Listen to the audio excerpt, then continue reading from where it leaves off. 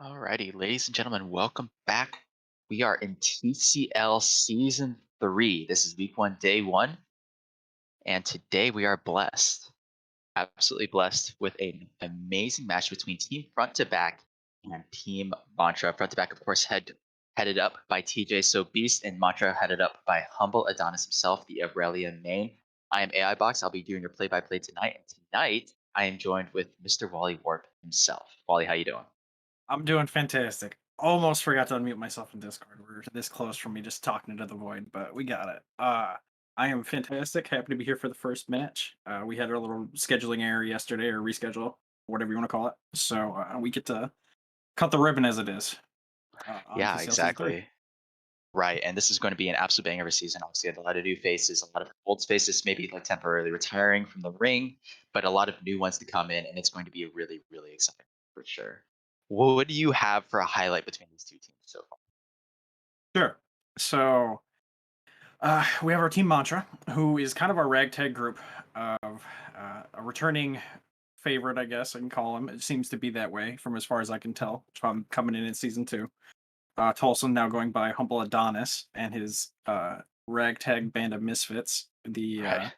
The I don't know if we've coined a proper name for them yet, but the Chuck brothers between Sir Aaron and Chuck in the Jungle, Chungle Gap, whatever we want to go with, and our exciting mixed bot lane here of Quantic and Bush League. Bush League, all-time favorite in League Two, winner of TCL Season One, if I remember correctly, and Quantic, who's kind of maybe an underdog, um, but exciting nonetheless. And then on the opposite side, we have kind of the expected favorites for tonight with Team Front to Back. We have TGA as captain with our quintessential Lord and Savior Abarn on ADC, uh, and some some new faces with Reform Bully and Caridian. Not in so much that they're new to the league, but new that they're new into their positions. So mixing it up this go around. Looking to see maybe if there's any weaknesses in the new lineups, new positions, things like that, versus this uh, let's call it an underdog team that they're going against today, in my opinion. Crucially, I think there's a few really interesting storylines to follow just between the two teams. In particular, obviously, front to back, captained by TJ So Beast, all returning players from last season, but crucially, three of them in role swaps. Abar obviously moving from mid to ADC, Gradian moving from jungle into the mid position, and then Reform Bully actually support from last season going to top, perhaps one of the bigger transitions that we were seeing. Kind of everyone just kind of doing a swap down of one position from support to top and all the way around. But Team Mantra, we have Quantic, who is a new face, but also Chuck going through a role swap himself, going from that top lane position now into a jungle. So Aaron kind of bounced around a lot, so it's tough to really say how much of a role swap this is for him. But like you mentioned, Chuck and Star being brothers, kind of having a little bit of reputation preceding them going from the last season, and then now moving forward into this one, now on the same team themselves. We're really going to see a lot of pressure onto Humble Adonis, aka Tolson, aka the Aurelia one trick coming out of the top side mid lane, to be able to see how he manages his captainship and moving forward with these two teams. Also, another priority kind of talking point that we want to talk about here is there were three separate teams that prioritized the bot lane with the first two picks of their draft. Two of them are playing today. Obviously, front to back, TJ Sobeys picking Abar with the first pick in the entire draft, and also uh, prioritizing his support pick with the second pick. And then Quantic and Bush League kind of doing a swapperoo. Bush League getting picked first, and then Quantic picked second. So we'll really have to see what happens with these two. Yeah, certainly. It looks like our teams are just about ready here, so they should be getting rolling in any second. Um, expecting any crazy picks for tonight or any crazy compositions? Anything exciting for day one of TCL? Or do you think it's going to be a pretty quiet match? It's tough to say. I mean, you really never know what to expect, especially with a team like Thomas has set up. Quantic being a new face on AD carry, but how much variation do you really see? We'll see if he is able to pick anything spicy. Bush League probably going to be more shading toward those engaged supports, tanky supports that can be very self-sufficient, but also be playmakers for the enemy, for their team. So the real wild card is what comes out of the mid lane. Humble Dom is obviously known for his Aurelia, known for being an extremely mechanical player. We'll see if that leads to maybe some more assassin gameplay. And Sir Aaron and Chuck, it's really who knows. It's early in the season, anything goes. On the other side of things, Viridian, being Mr. Relevant himself, he has quite a wide champ pool, and in TCL has really shown it, particularly during the previous playoffs. You really saw him do a lot. But Bully in the top lane has looked pretty strong, but it's really kind of a matter of how these teams are able to draft early and adjust their play styles to really cohesively play as a team. Yeah, definitely. I'm curious to see how bot side favored these games are going in. Being that the main jungler on front to back is TJ, I think it's gonna kind of be wherever TJ goes, the action goes. But uh, Spirit of Fate and Chanter player, generally speaking, A Barn. He's apparently some legendary ADC. I haven't seen it yet, so he did fill in for a game last season, but we'll find out. I'm expecting a hyper carry out of him though, so generally that means a quieter bot lane. Whether or Yeah, not and Quanic and the folks can punish that with an aggressive play is kind of, I think they're shoe in. at this point, it's got to be. You got to imagine it's tough for everyone to live up to all the hype. Other people have hyped him up. Obviously, he's the first overall pick in the entire draft, so there's that kind of innately carries its own pressure. But that being said, I mean, Abram's got to really live up to it, and he is a very strong ADC. We haven't quite seen the past few seasons from him in the mid lane, primarily playing the mid lane in the last about year and a half, I would say. But historically, he's really like Kaisa, really like Pogma, the Jinx, the high type of hyper carry where he's able to have a support like Spirit of Fate who can play that type of protective role. Oh, looks like we Oh, just and got we're out of popping back champion out. select here. Yeah, I'm not sure what the issue is, but we saw some of the bans coming through. The Shen coming through against Bully, the Lulu against Spirit of Fate, and we'll see what really happens with the actual drafting. But so far, a lot of safe bans, maybe nothing crazy, maybe no spicy bans coming through. So I don't know. What do you expect to see? What lane is kind of your highlight of this game? To be honest, I want to see how the 2v2's top lane go. Sir Aaron, I know it had a lot of talk about how he wasn't really comfortable going down in the bot lane and wanted to switch his way back up to top. And I kind of want to see if that's all talk or not. And then Reform Bully, who was also a support lane player, I know he's more favored towards the tanks, but maybe week one he tries to assert his dominance and we get some spicy 2v2s. Yeah, I can say just from like in houses and just from kind of playing with him as in general, he's definitely capable of pulling out a lot of different things. I'm curious because Sir Aaron and Stoic has at least been playing a lot of Urgot, kind of some of the flavor of the month stuff, maybe some Camille, stuff that is currently in the meta. And so Sir Aaron is maybe able to flex his campaign pool a little bit too. But like you said, that's that first, particularly the brothers synergy versus TJ, so Beast and Bully. And TJ and Bully, I believe, are on the same team last season. So it's a lot of personalities on both sides. I gotta say so. Like you said, yeah, maybe at least in the game one, that's where we're really focusing.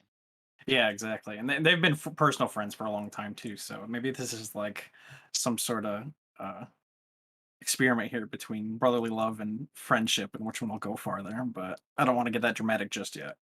Absolutely, and I mean, well, who knows how much is going to be happening up there when so much of the investment went into the bot lane of both teams. That all that draft capital, all of that really emphasis within the draft itself, getting Abarn and Spirit, Quantic and Bush early for both of these sides.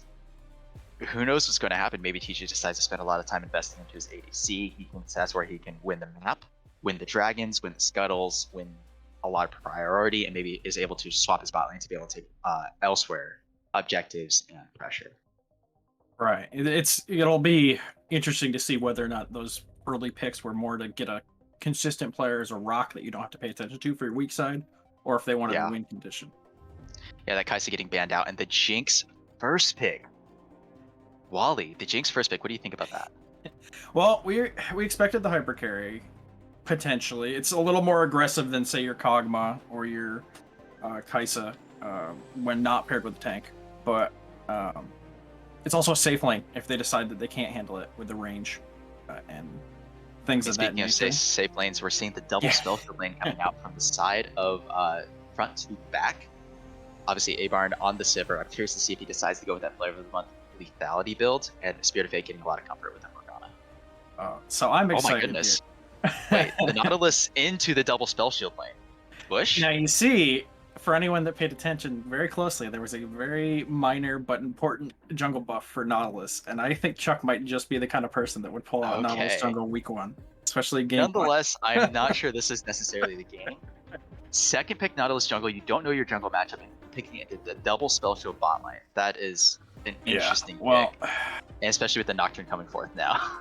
I mean, the Nocturne can be flexed too, right? We know It that could be Humble in the likes a top lot of lane, those yeah, AD or in the heavy mid lane. mids, so Yeah, that's really bizarre, but I think it is fun that we see the Trinity getting banned out, like that's banned out. A lot of the respective kind of signature champs getting banned out. The Leona, the Aurelia, the Lulu, the Kaisa, kind of a lot of what each of these players' signature champs are really coming out to be. Mhm. So we have the Ornn lock-in. That's a nice stable top lane for us. So maybe we won't actually get something a little more explosive, but you never know. The gank setup for Ornn is there. So if TJ I think decides that he wants to milk would you say that kills, Bully maybe knows his role within this team? He's kind of he needs to kind of play the stable base player on a team with a lot of potential pop, oh, I but definitely think so. also I a lot think of potential front to coin. back is a very apt name for them. So he's just going to be Yeah. the stone wall that he needs to be. Yeah, I wonder how TJ's going to adjust that as well. TJ, of course, last season busting a lot of damage, maybe a couple of games of tanks, but more known for like busting on Kindred, busting on Hecarim, Udyr, that kind of thing. Yeah, yeah. And we're seeing much of that same pattern here with the Xin Zhao picks. It's early game aggressive jungler. Yeah, Fantastic Critty 2v2. yeah, Critty getting that Silas banned out for him, obviously posting that Pentakill in the Blizz chat. But Mhm. Olsen getting heavily targeted with the Kiana and the Akali in the same phase. Yeah, and we're about to see whether or not these are crazy flexes coming through on the And the side of Team Mordekaiser. Mantra. Wow, a lot of damage. Yeah, yeah. We can generally expect that to be a top lane matchup, but Yeah, that'll almost certainly be Sir Aaron. I don't believe Tolson plays it, and I guess it could be jungle. it That could is be. It'd be very potential, strange. but yeah, Doing a then you got farmer kind into of like Xin Zhao is pretty risky. three suboptimal roles Yeah, into lanes exactly. that you don't necessarily win. Yeah, there were And there's the namesake of the team, our Karma. yeah, that's definitely not going to be Bush League. And the Azir coming out for Kurdian. Wow. So, oh, Karma mid. Okay, Yeah, that's what looks like it's going to be in certain. okay. That's ultimately what makes the most sense in terms of this. I think this is an absolutely terrible matchup bot lane. Bush League's going to be looking to do stuff, but it's going to be a farm lane slash Jinx getting poked at, especially if Avarn decides to go for this lethality build. We are going to see. Okay, yeah, it's going to be Morgana support. I thought maybe we'd see the Morgana jungle, but that seems unlikely. Because it's going Yeah, to be that the doesn't Zhao. seem quite aggressive enough for TJ, I don't think. So they do have their sustained damage threat in Azir, so I think the lethality silver is likely, Yeah. especially in this comp that has two later scaling tanks. And obviously, front to back staying true to their name with excellent front to back. Sort of lacking in the engage department though, so we'll have to see how that plays out. There's Yeah, not. they're pretty good pick though. That being said, Yeah, no, for sure. The 131 is definitely there with the Nocturne and the Mordekaiser. yeah. Um, They have. It's really going to be a question of how the lanes go. In my opinion, I feel like it's going to be kind of a wash in the bot lane, either a wash or Avarn and Spirit of Fate, depending on how that synergy is really starting to ramp up. Maybe pushing them, getting some good poke in, and forcing some plates. But at the same time, once Puck starts hitting 6, we can probably see some of that pressure coming towards the bot lane as well to try and get this Jinx ahead, especially with the common. I mean, where else are you really going to go? yeah, no, certainly.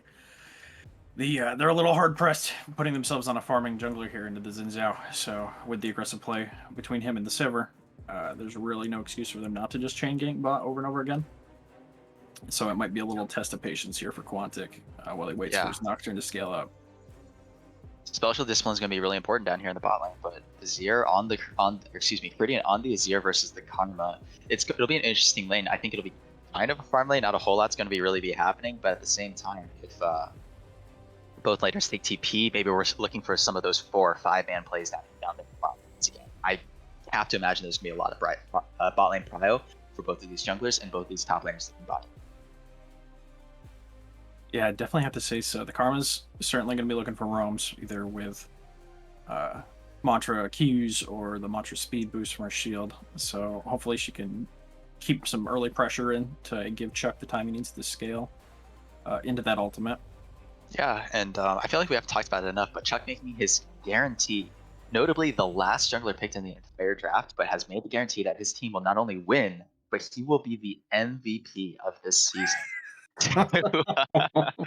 To Oh, I be hadn't heard that. Fantastic. really just quite a guarantee and quite a turnaround from last season, especially maybe perhaps seeing within his last team not even making the playoffs. Me being on that team, notably, but yeah, just we're really curious to see how Chuck looks in the jungle position, moving in from that top lane position where he's able to kind of play a little bit more of an effective move around, kind of do that kind of thing, where he's able to play more for the team.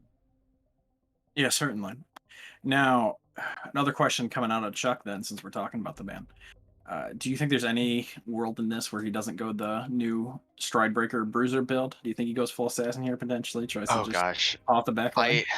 I, you can never really expect with Chuck. He can do a lot of really interesting things. He does really like to. I feel like in terms of the players we have within TCL, he does maybe sometimes stick with more what he knows he's good at, Mhm. but at the same time, he's not afraid to do other things and experiment with other things. I fully expect him to be locked in moving into this game. So who knows? Yeah, no, I definitely agree with that. I do have to point out that, as far as I understand these matchups, Humble's team should have prio in both their solo lanes.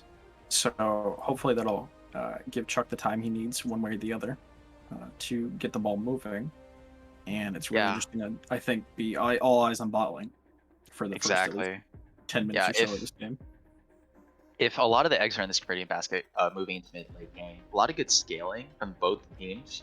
Particularly, we're seeing with the Jinx with the Karma over top coming through, going to be giving a lot of shielding, a lot of potential peel. Uh, but the Azir, it's going to be tough to match the playmaking with two roles that the Azir is able to output on its own. Yeah, no, certainly. We do see here that he did decide to go with the Comet build, so he's not looking for entirely that late game centered damage spike. He does want to get some poke in onto the Karma. Maybe not where I'd go, knowing you're basically going to be your team's probably going to be your team's backbone for damage. We do, however, see the lethal tempo on Abarn, so maybe I'm Yeah. totally just going to eat my words, and it's not going to be lethality Sivir. Bully with Uh, no item, just the refill. oh, Interesting. okay. Looks like So he's just going to be looking to build something in lane early, not yeah, afraid of the trading power of this Mordekaiser. yep. Generally speaking, I see that with. I think it's you just get into a cloth armor early. If I Maybe not remember against the correctly. Mordekaiser, but maybe Right. looking for that early no He'll man, need that no extra. magic. Yeah. No, Yeah. you're right. Yeah. He'll need the no magic mantle. Totally. Yeah. Yeah.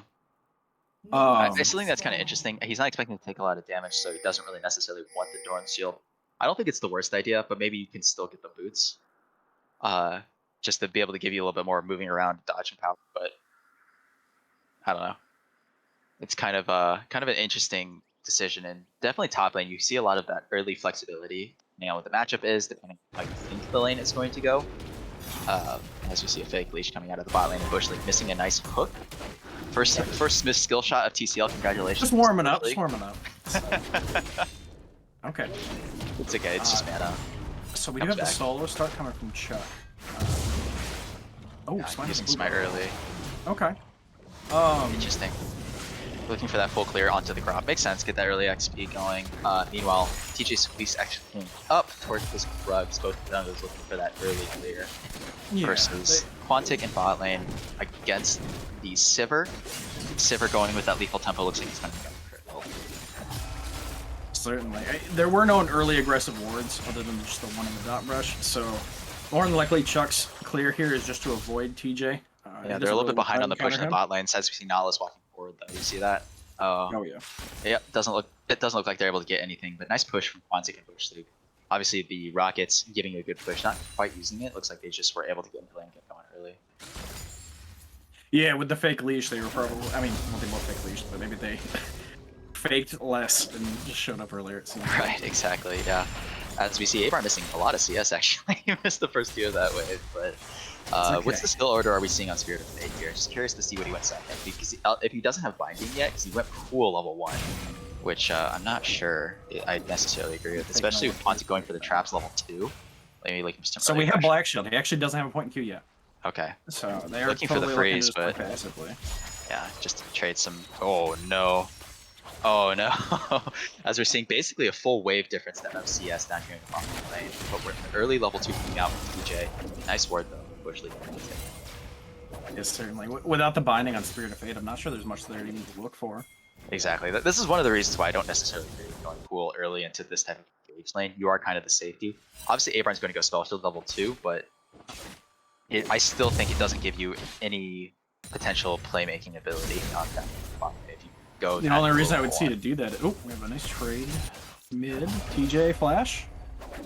Yeah, he's going to come into the mid lane, going up for a Humble Adaz, but Humble Adaz looks like he's going to be able to get out. Flashes forward, but misses because of the spell shield boost speed, and then the ult Q, Mantra Q coming through, and he's just out scot-free, especially up full level, and he's going to be looking to protect this Scuttle Crab for his jungler as TJ Sobist is going to burn his flash for nothing. Oh, the full 3-man. Oh my god. I respect that, though. That's... Oh yeah, and he stops the B2. TJ's wow. A little bit of a rough start. 2 ganks not quite working out, burning flash and loses the top scuttle for nothing. Nice response, and nice team play, good communication. I think that's a big hallmark of what Humble really is able to do with his teams is that communication. As we see a trade coming through, Humble Don's doing a lot of damage over for him. Mana bars are low, health bars are fairly low, but not low enough to sort of fast with both of them there. They are both sitting on a pot too, so hopefully nothing too crazy coming through. Yeah. That level up coming through, getting some mana, but the area on Humble Dawn is kind of paying off versus this combo. Yes, certainly. It's looking like mostly just a farm fest here for now. The opener that you mentioned for outside of Humble Adonis here is gonna get the level 6 coming through for Chuck earlier than TJ if he doesn't grease any wheels here. So we definitely want to keep eyes on him for the next few minutes. Back. CDR boots first in the mid lane, not going toward any components for his mid. He just wants to have that extra CDR, extra ult CDR, extra summoner spells, and getting a lot of value at that. Immediately burning his teleport, getting the summoner spell. Cool. Yeah, certainly. And combination like Azir and Xin Zhao is pretty kiteable too. So, I mean, assuming he doesn't just get completely flanked, he's pretty free to walk away from any major engage that they try to put onto him. Yeah, I think he importantly realizes that this is just going to be a farm lane here. He just needs to survive, needs to make sure he doesn't give anything to this Azir, gets that move speed, gets that production, able to farm it out, pretty much. Mm-hmm. I could almost see a Dark Seal coming through as well. There's just a lot of value. Yeah, I would imagine so. He's going to be getting a lot of assists just passively through being honestly the main engage for his team with the empowered shield. Yeah. Outside of Nocturnals, so... Yeah, and just as we suspected, going into those early components, the Null Magic plus the Ruby Crystal and the Tunnel Lane, and just the Doran's Shield on the other opposing side, but ultimately a very, very even lane we're seeing coming through. And not a whole lot of action outside of that one flash coming from TJ. Mm-hmm.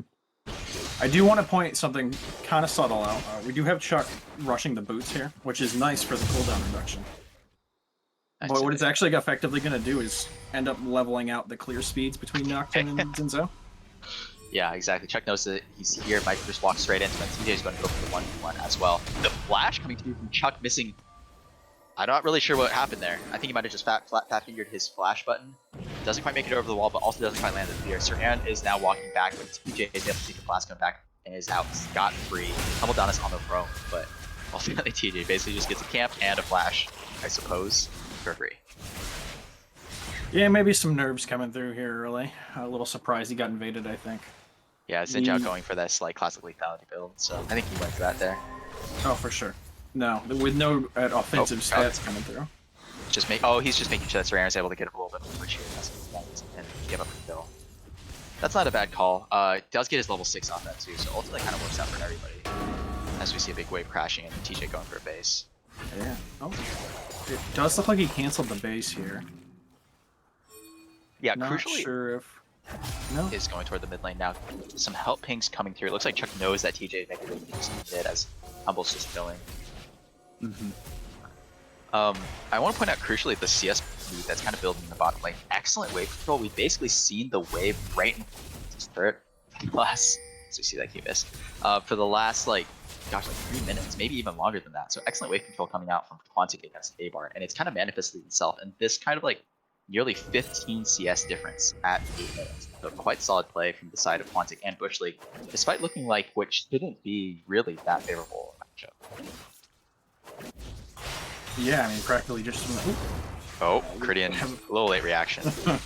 Cridian going for the Azir shuffle, but doesn't flash to kind of secure the ult. Just forces the flash out of Humble Down. So they'll see RB still pretty bad as TJ's walking back forward now, jumping in, but here's Chuck on the re-engage. He's able to get the room off from Humble Down as he's just autoing, and there's the Bush Blood. Excellent counter gank from Chuck and Humble. Cridian doesn't have his ult anymore, isn't able to save his jungler, and his jungler just pays the price. Yeah, and that's a really effective use of the first ult coming out of the Chuck, which is probably the most important one on Nocturne. Getting those amp stats from the Karma. Oh my god. Yeah, the exactly. Karma is basically the game plan, right? So they executed that pretty much exactly how they wanted to. Humble playing very safe, making sure he doesn't die to these ganks. Down a lot of CS at the same time. That's all you gotta do. Right, yeah, exactly. And the boots payoff that we talked about, just being able to completely outmaneuver the ganks from the pretty low mobility, or well, not low mobility, low guaranteed CC of the mid jungle duo, working in his favor. Looks like we have a Cinder coming through from that first blood gold. So potentially a tank Karma, it looks like. Looks like it, yeah, going for that Frostfire build. Interesting build. I've seen it a lot lately, especially, but curious to see how that manifests going forward with this game, especially since they are lacking the damage. They have Jinx, they have Nocturne, they have Mordekaiser. As you're seeing a re-engage coming in the mid lane, that extra Cinder Hulk is coming through onto Humble, but he is not going to be able to walk up as he's just going to get completely trapped. No flash. Here's Chuck coming through to help his mid laner. The TP from Sir Aaron. Humble's definitely going to die here, but Bush League is now here to help. Jinx and the Morgana are a little bit further behind, but Sir Aaron pulled into the ult as Bush League is 1v1ing the enemy jungler. Now here this is the Jinx ult. Hellfire's ult is very, very low.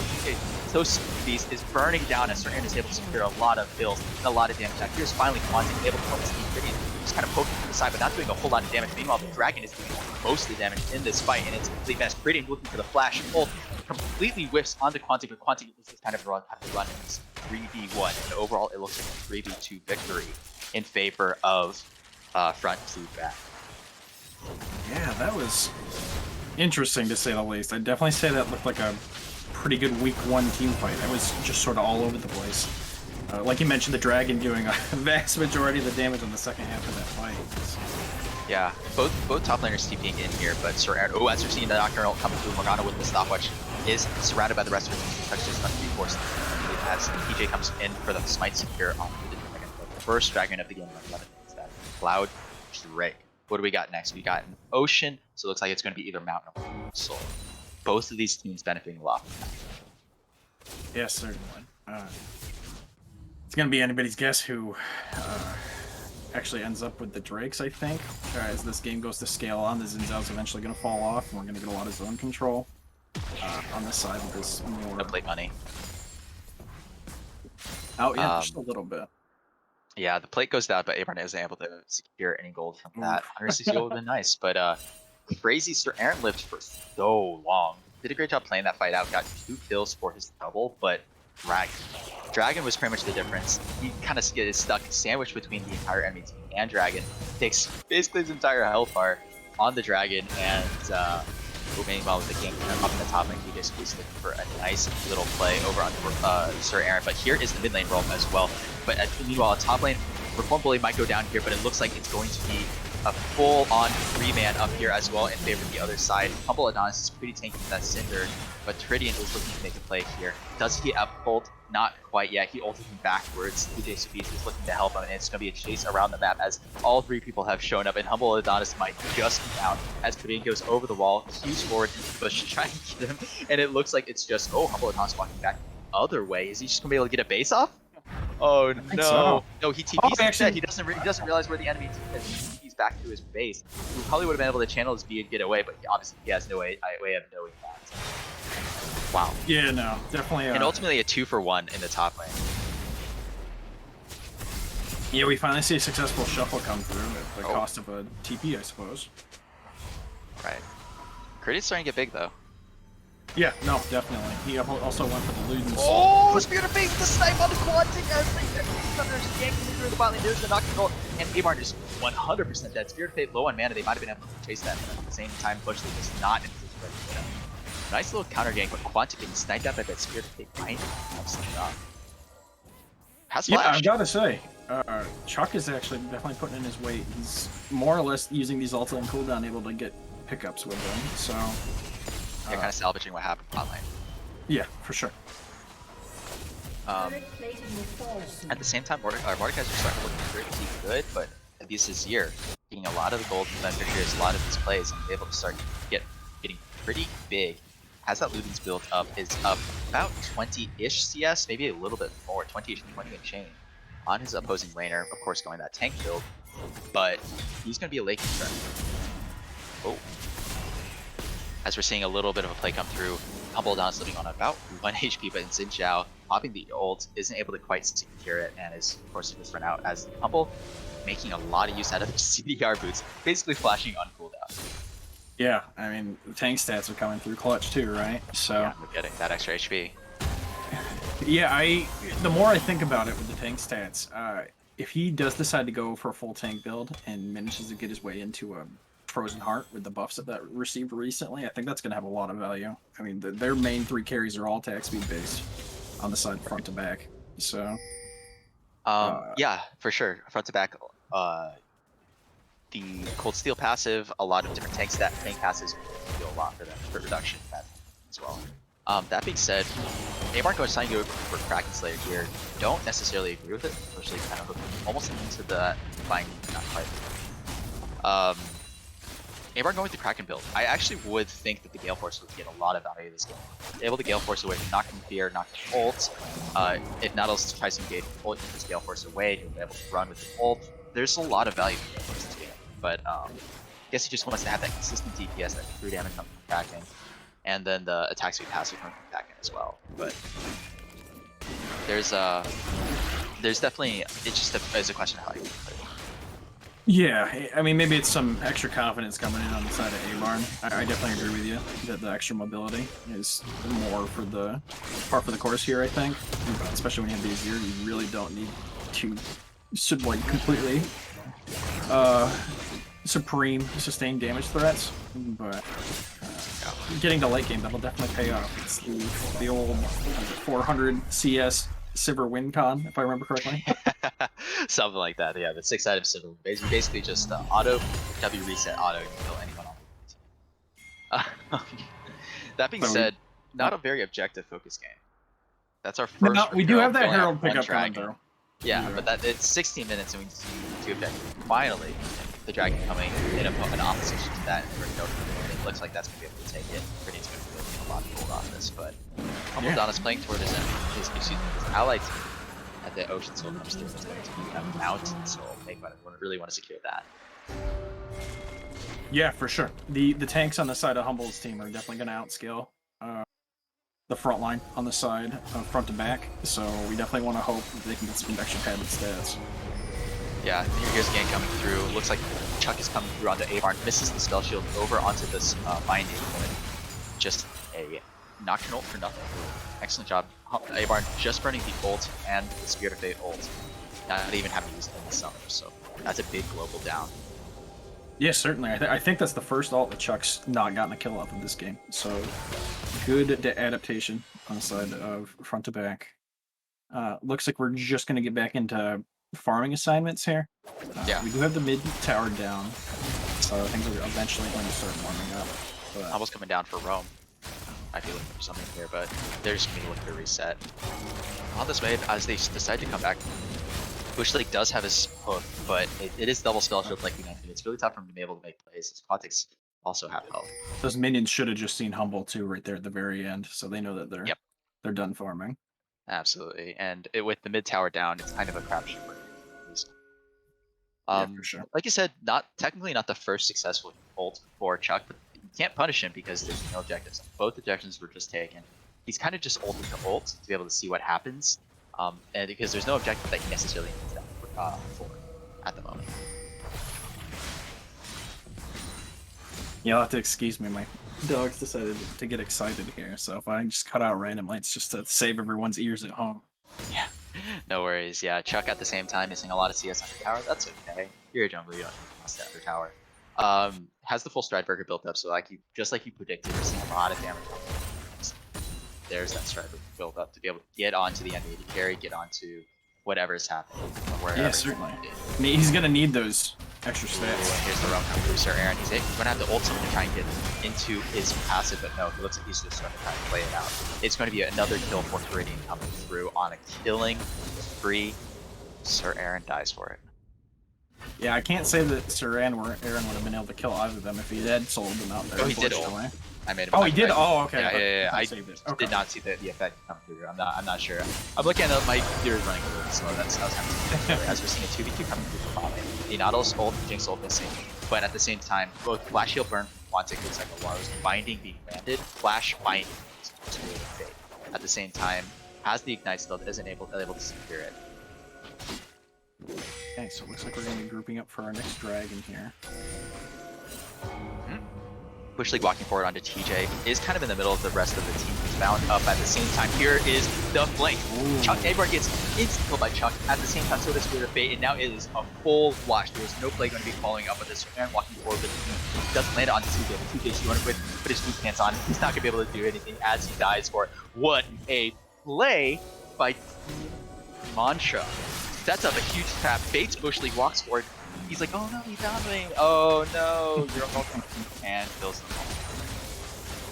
Yeah, you have to always be mindful of overstaying on these global ults on the field. So maybe that's a little bit cold shower for Abarn. Yeah, Chuck ulting in, literally one-shotting the enemy AD. That's just he still has flash on the way.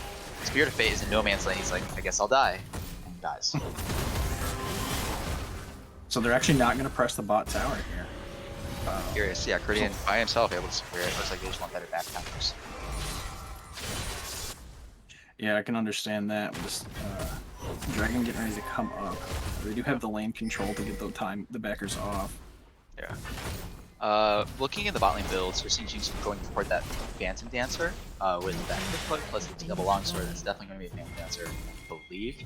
On the other side, we're seeing the Essence Favor coming through, and mid lane are also half completed items going through. Looks like maybe a Flowing Water coming from Colson, Humble, and that full Nash's Tooth built up from Viridian. This is a huge damage spike for this dragon. Yeah, this will be interesting, especially with those two towers going down just now. If Team Humble doesn't manage to squeak out this next Drake, I think they're in some serious trouble. Absolutely, and I mean, both teams hitting some pretty major power spikes, but definitely the Azir is probably the biggest one. As this dragon is starting to come up soon, there's 2k gold advantage. We'll see if they're able to flex it. What I have to imagine most of the gold on the side of front to back is going to be on the Azir. Meanwhile, Mantra, it's probably going to be mostly on Chuck. On this Nocturne, he's going to be extremely strong, but at the same time, he's definitely going to feel as Viridian gets pulled back and he's forced to back out. As Knowledge Bolt comes through, so Tremashaw pulls himself out, and he's going to be able to get out scot-free.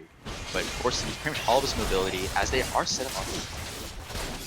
Yeah, it looks like they're just deciding to give this Drake away. Yep. The Jinx, oh, not quite. About 3 seconds too late. Super close. Nice effort from Quantic as we're seeing the Shirelius come through. Jinx on the Quantic as we're going to press the go button on the Bush League. Quantic walking forward, Bad Tides walking the wrong way. Instead of walking outwards, excuse me, I just could not believe what was happening. Instead of walking back toward his jungle, he decides to walk back toward his tower and just gets punished for it as the bot lane dies. That Shirelius plus the Ornal coming through, and now they're going to be able to secure Baron on top of this dragon. What a play from the side of the back. Excellent team play.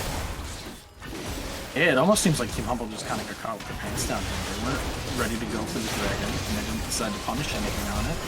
Just decided to go for mid-wave, and didn't respect the fact that the enemy team's engage is basically run really fast and push one more. So yeah, Quantic might have been able to get out had he just kept running into the jungle, but he decided to run partially into the jungle, then run back around the corner toward his tower, and it proceeds to take everything from the enemy team and die. Meanwhile, Bush League almost sacrificed himself into this area as they get run on by that Shirelius. Now they're going to have to be ready for that type of engagement moving forward, especially with Spirit of Fate running forward, having Flash, having ult, having binding. That's a lot of engagement. Yeah, certainly. I mean, it looked like he tried to just kind of play some mind games there, and it didn't pay off. I mean, if 5 members to 2 who unfortunately don't get to gamble too much. You just either are safe or not. Right. And a Jinx comp only works if the Jinx stays alive. And so Yeah, it's just a exactly. Baron, or excuse me, it's a Dragon into a good play into a Baron. And suddenly in 2 minutes time, the game looks different from what it did. Yeah, we're looking at just about a 5K gold lead now from the side front to back. Right, Certainly Chuck not walking forward on clear to insurmountable. fade, the spell should come through. Clearing out That's some of that right. vision. Nice job. Um, at the same time, try to pump himself. Threadbreaker into the wall. That's okay. He has a spell kill. He's not. It's totally fine. The Azir turret giving them a little bit of safety to be able to set up the siege. Especially with the Sivir and the Azir, they have a lot of range to be able to poke and be able to get some damage with these Baron minions. TJ walking forward, feeling pretty safe. I'm just back in auto, dealing a little bit of a chunk of damage. Spirit Fate's gonna be Yeah, front to back essentially operating as a poke com currently. Charlie's for the bot lane. Oh, over onto Sir Aaron. I'm not sure they want this, especially Mordekaiser being who he is, popping the ult, but he's just going to be under tower with his Xin Zhao as TJ Sophie's going to be trying to 1v1 him and going for the kill as well. Maybe burning down the spell shield saves him from the landing spread at the same time. Freedom going down for the big stream and shovel. Takes a lot of damage. He gets a huge shutdown. You don't need to be making these plays, Freedom. You can just play it front to back as your name says. Goes for the big play, gets CC'd up, dies, and gives a huge shutdown of Freedom. Is that what Team Matcha needs to come back in this game? Yeah, just I think feeling himself a little too much off of Surin's misplay and decides that he wants to go for the flashy turnaround and ends up ending the power play off of the Baron. Yeah, and that was, I mean, granted Baron was ending soon, but that was still a huge mistake to go for that type of play. You don't need to be doing that. Just play the safe play. You're Azir, you're going into late game, you have 2, almost 3 items. You don't need to be going for the crazy shuffles under the enemy top. Yeah, sir. I do want to point out, just with the carries that they have picked on front to back, their auto tag range is pretty short. So without Baron, I'm not sure that their siege is going to be enough to get through the wave clear on the side of Humble's team. But hopefully, with no more flashy plays like that, they can just ride their gold lead in on the next Baron and end the game. Yeah. That would be honestly what I'd look for as a win con. Yeah, exactly. And as we see Jinx now with a full LDR coming through, I made a mistake. He looks like I thought he was going to go for the PD, but actually goes for the full LDR instead. Not as much attack speed, but he's going to be able to chew through Reformed Bully in these fights. I don't know if I necessarily agree with that, especially with Bully not the most armor in the game. I think he needs to be able to play these team fights out, get that extra mobility, get that extra damage from PD. But ultimately, it's not a bad item. LDR second has always been disgusting. It's really most champions. Yeah, certainly. Especially with a lot of the health mage items and things that are going to come through just about everybody in this game. Oh, as we're seeing the engage coming back through, there's the Infernal. It's going to be able to get it on people as Humble Down is being caught on by TK with this lethality build, and now Chuck over top with his ultimate as we see Abraham taking a lot of damage. He'll be running away as Sir Aaron comes out of his ult and just instantly dies. Now there's the Azir damage coming through. Look at the health bars from the side of Mantra. They are burning down. Radiant now going for the big 4-man shuffle, and he gets it. That's going to be 1v1 in the back line. He's not going to be able to do it. Meridian now goes for the big play, lands a 4-man ultimate, and secures the team fight for his team. Oh my goodness, Meridian absolutely with the redemption in the immediate next fight as they're going to be moving for the end. Oh my god, what just happened? I want to just say Humble's team got a little too comfortable, because Caridian did miss a few ults earlier in the game, and that last play maybe just got a little too big for their britches, as it were. Oh my goodness, Ryan's going to try and go for the hero play next. Radiant's just hitting it, making sure that they get through. Sir Aaron holds too big, and it's too little too late. Avon leaves the game early as his division, and it's a 20 team. 4 team front to back. Okay. So I've got to say, slower start for both teams than I expected. I actually expected this to kind of be a full-out knockout drag-out, but pretty decisive play on the side of front to back, especially off the back of that Baron. Just kind of close the game out.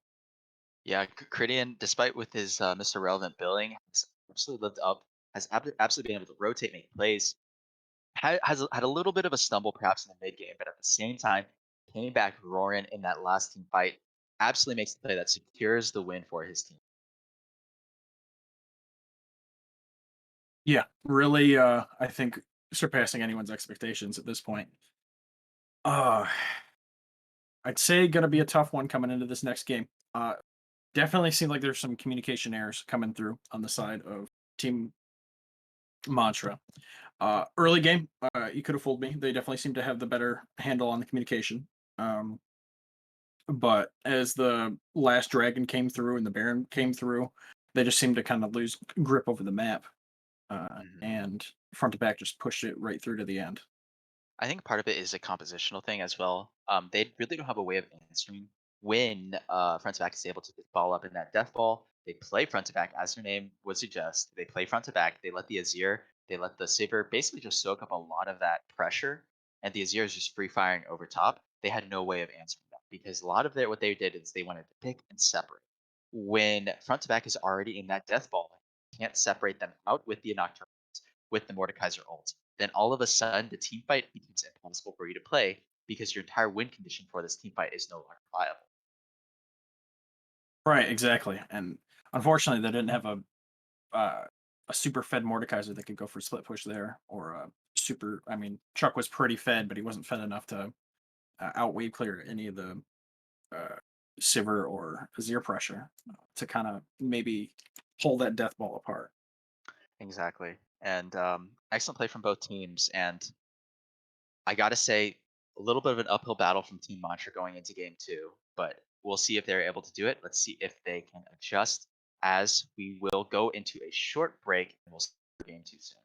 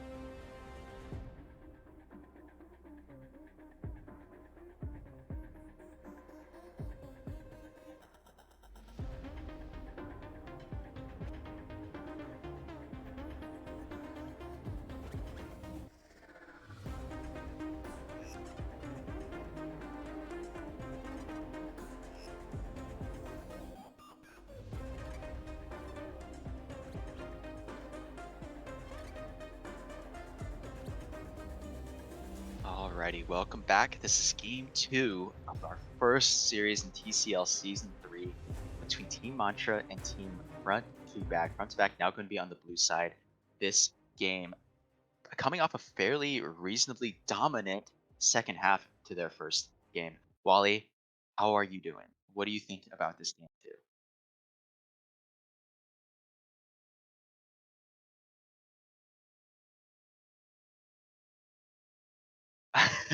All right. So honestly, what I really expect for this game is maybe a little bit of a draft adjustment.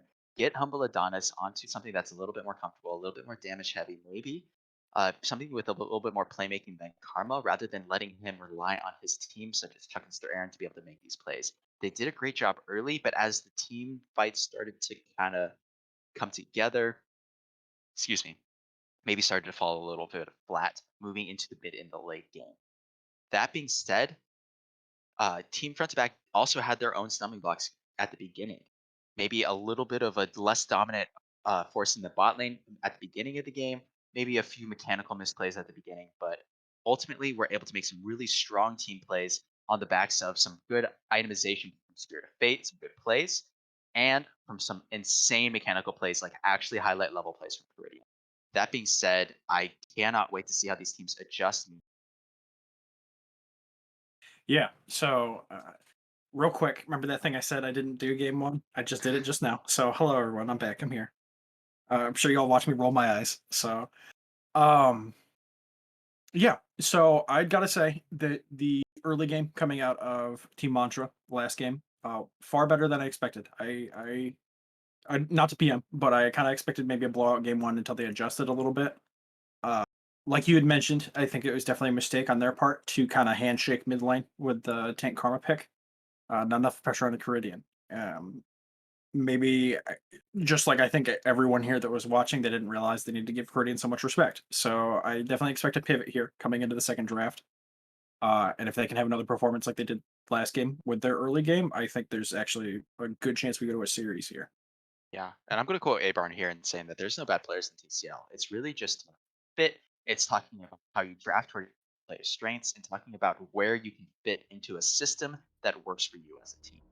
As we start to go into this champion select, that immediate Aurelia team front to back. Yeah, it looks like we're looking at more or less the same bands so far.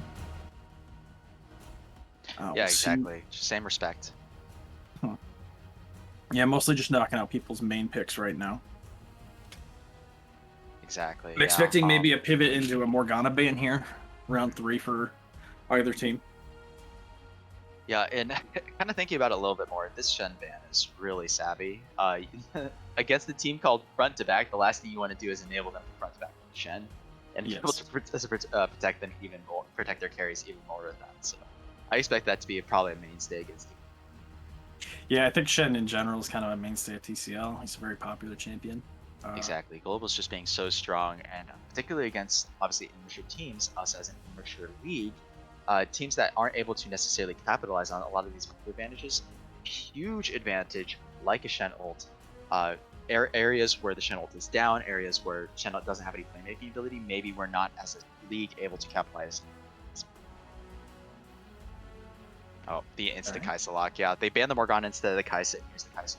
Kai'Sa, not what she once was. Still a great pick, though, especially in the hands of someone who has basically one trick to for most of his 80 carry career, like Halo. I mean, it does look like they thought over the Varus with the Morgana ban coming through, but decided against it. Yeah, maybe just a reformed bully meme hover, let's be honest. Oh, okay. Yeah, that's very fair. Yep, Yeah, very fair. but really wanting to let their bot lane play a little bit more, getting rid of that save. If he picks Kai'Sa, he kicks Kai'Sa. We just want this spell shield out of the game, so we can play what Bush League is good at, and that's hard CC engage.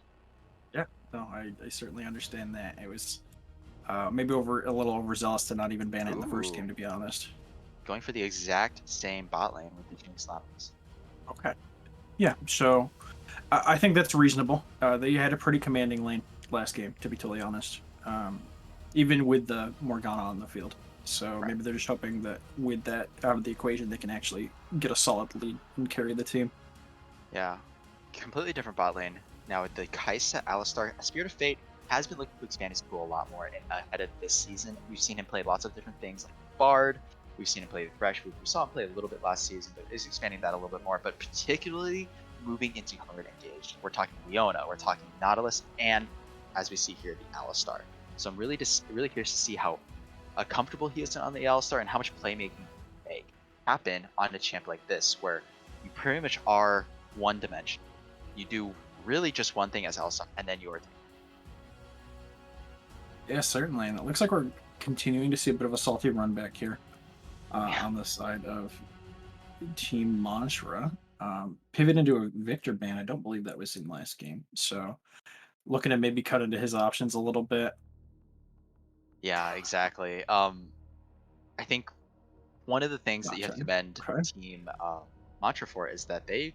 Oh wow, there's the Nocturne. Yeah, they have an identity, and it's difficult to have that this early on in the season. Looks like they have an identity. They know what they want, and maybe they'll have to pivot and adjust midway through the season. But at least now they have a clear. Yeah, no, I certainly respect that because I know it's definitely a struggle every time you meet with five strangers to kind of figure out your secret sauce. So Yeah, we I do see the kind of Silas chuckled ban because the coming back through. the Nocturne So, ban. Oh my god, the respect against Chuck. That's excellent. hey. Yeah, versus last draft, we saw both the Akali and the Kiana both target bans against Humble, but instead, the Akali ban is dropped in favor of. Hmm. Sejuani. Okay. Oh yeah. So, Um, to be go ahead. honest, I wouldn't be surprised if we just see the Azir here again. There's not too much in the way of stopping him picking it again. But they obviously did save their mid for the last pick, so maybe that's what they're hoping for. We I have like some that. sort Yeah, of nice uh, bait and switch that they're trying to you take corner them Sejuani, into. just a good all-around save. Can't really go wrong. Hmm. As the Talia comes through, I have to imagine that's Viridian. I don't think TJ is going to bring. Actually, no, that is probably going to No, be TJ. TJ's played I'm it a a couple liar. times. Yeah, yeah, I'm a liar. Now that I Yeah. think about it more, I don't know what I'm saying. I'm stuck in the past here. No, that's definitely going to be TJ. Hmm. Yeah, no, that was just a miscast by me. But curious what comes out of for recruiting against these here again. Yeah, there's Azir again. Okay. Wow. Yeah, so we have similar-ish comps coming through on both sides here. Just some minor pivots. It's really gonna, I think, depend on this last pick here for Humble. Yeah. What kind of playstyle we're looking for on the side of Cassidon. Okay. Ooh, for Humble, no, it's the colleague. Okay, yeah, Colin. that makes more Okay. sense. Kind of give them more playmaking threat. A great follow up for this one. At the same time, Jinx might be kind of on his own against this Alistar and this Talia. So not sure what's gonna happen.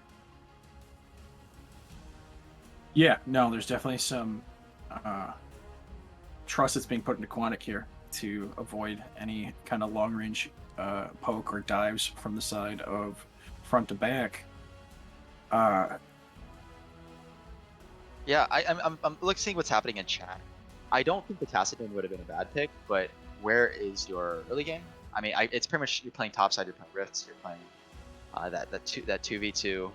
At the same time, obviously with the fleet footwork nerfs, and then with what also considering what Humble's actual champ goal is, I'm not sure that's necessarily what Team Mantra would pick, just because I don't think it fits with what they're doing.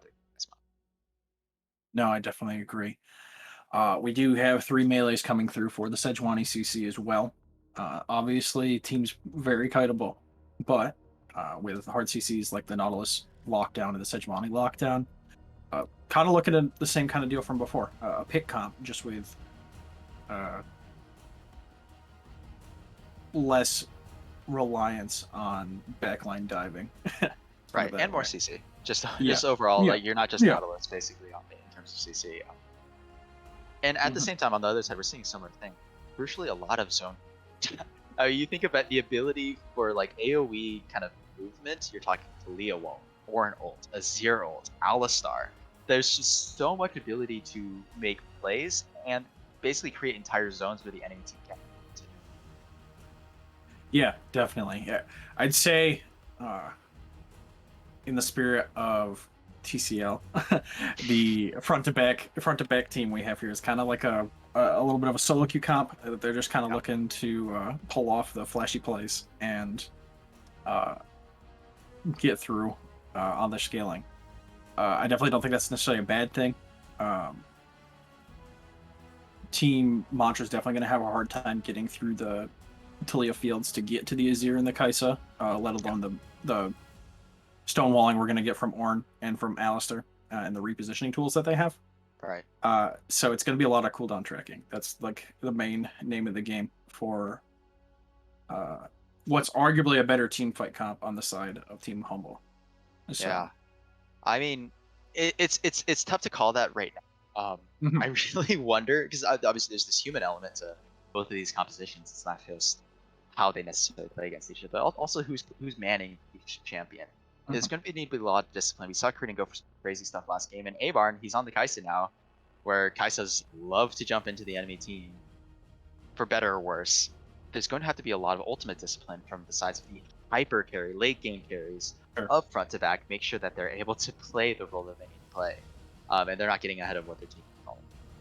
Yeah, no, you're actually very right about that.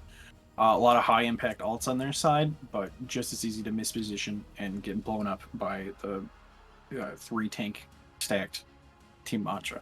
So, Absolutely, and if Strayer is able to have a little bit of a better game, maybe it'll get to the point where he can ult anyone on the other team. Who's going to 1v1 it? yeah, no, I agree with that for sure. The shorter range Kaisa and the Talia, gonna have a very Maybe hard the time Azir. cutting him out. Yeah. Yeah, but if you're pulling the Azir out of a team fight and then your Jinx is cleaning up, then you've kind of done your job already. So it's really Yeah. there's gonna be a lot of interesting dynamics that we're gonna have to follow, and particularly these early jungle paths. I think are going to dictate a lot of where we see the, and hopefully we see some more objectives coming through. Obviously seeing only the 2 at 16 minutes in the previous game, but Mhm. there's who knows. Each game is its own vacuum, and both teams might decide to play completely different. Yeah, for sure. I mean, we have slower farmers on both sides. However, we have pretty high damage on the side of Talia, and for the Sejuani, with that Warmogs buff that just came through this last patch, that's a huge step up for her. She gets her Warmogs healing. I don't know the math off the top of my head exactly, but just off of playing her for years, it's I would think 2 to 3 levels sooner. So That's on it. I mean, that you talk about just buying the numbers. That sounds absolutely yeah, insane. yeah. Yeah, because just off of my experience playing that champion, if you take the health runes and things like that, you break 3,000 health at level 11 or level Yeah. 12. So Important to note that this is not solo queue, so we do see the Tiki coming in. Actually, with Fleet Book work as well, trying to survive some of those really ultimate plays. But Tolson, Humble, with the Doran Shield start quite defensive. Really healing, sustain, make sure you stay alive. yeah, and we do see a pivot into Lethal Tempo for Caridian, and we see the Dark Harvest on the Talia. And what that screams to me is one-shots for the Talia, obviously, right? There's only about 2 players on that enemy team that you're going to be able to one-shot, so that's hoping people miss position, basically. Exactly. But the Caridian looking for potentially a safer playstyle this game with the more extended team fight focus rune. Yeah. I really want to see the bot lane of Quantic and Bush League get aggressive in this lane. I know you're against an All-Star. I know your takes. It's kind of scary. At the same time, you have to give your team a win condition to play. You have to be strong as a team. You have to be strong somewhere on the map. Especially maybe you can get Tolson ahead on this opponent. Maybe he can take over the game. But at the same time, it could be tough to play some of these team fights against the type of CC in games, or excuse me, fights that front to back is bringing. As Abarn and Spirit walking straight into the, not even buying the big finish. Yeah, so we do have mirrored starts this time around. I'd say that's about to be expected. We don't really see a reason to start level 3 gank topside, I don't believe. I mean, Yeah, I wonder if you get an Ornn ahead, it just doesn't really do a whole lot to the team. they have this information. I'm curious to see. Yeah, Chuck's just not even gonna bother invading. He's just gonna clear his from and then walk toward his on the wolves. That's interesting, considering they knew that he wasn't leashing. I thought they would go for a vertical. Yeah, no, I understand that. They did blow the early ward into the whip, so if he had tried anything cheeky, it might not have worked out. I mean, yeah, that was after the push though. I think he still, if he had been able to walk toward him, Bush League takes the full 5-stack passing from Tyson. That's a lot of damage going for a little bit of a trade that just does now. Yeah, we did get the level 2 for Avarn and Spirit this time around, so they did obviously try to punish with that. Yeah, exactly. One thing I do want to point out, while we see some trading that I imagine it's not going to a whole lot of time. Nice pull coming through from Sir Aaron's Rumble. He's taking a lot of damage from this Mordekaiser. Yeah. Down on Just a sad orange coming through. Yeah, exactly. Conquer coming through. You just cannot trade with him, as he takes a lot of damage from But anyway, we do see Spirit of Fate on the Phase Rush Alistair, so it is a squishier Alistair. Ooh, nice hook landing over onto Avarn, but not a whole lot of trade. With bone plating, making sure that Bush League takes almost nothing, but in conjunction with the aftershock.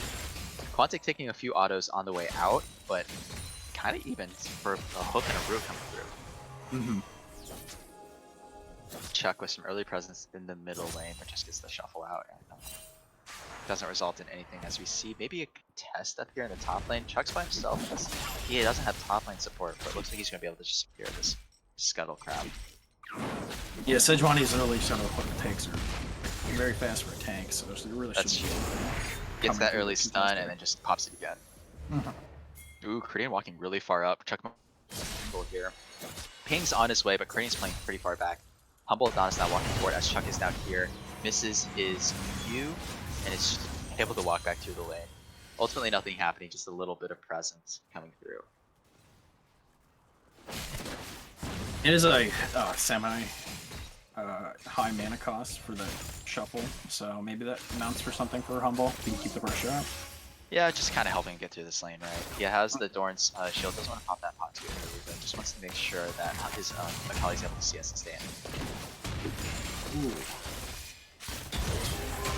Ooh, big trade coming from top lane. Looks like Saran might be in kind of a spot here, but Bully doesn't have any CDs anymore. He isn't able to capitalize on that. Both top laners still with Flash, but ultimately pretty good from the side of Bully. The Dorn's shield plus Ruby Crystal versus the Dorn's shield plus Boots. As the Talia is now here to be able to make a play. Sir Aaron doesn't have TJ and Flash. TJ flashing forward, takes a couple of tower shots, but ultimately doesn't.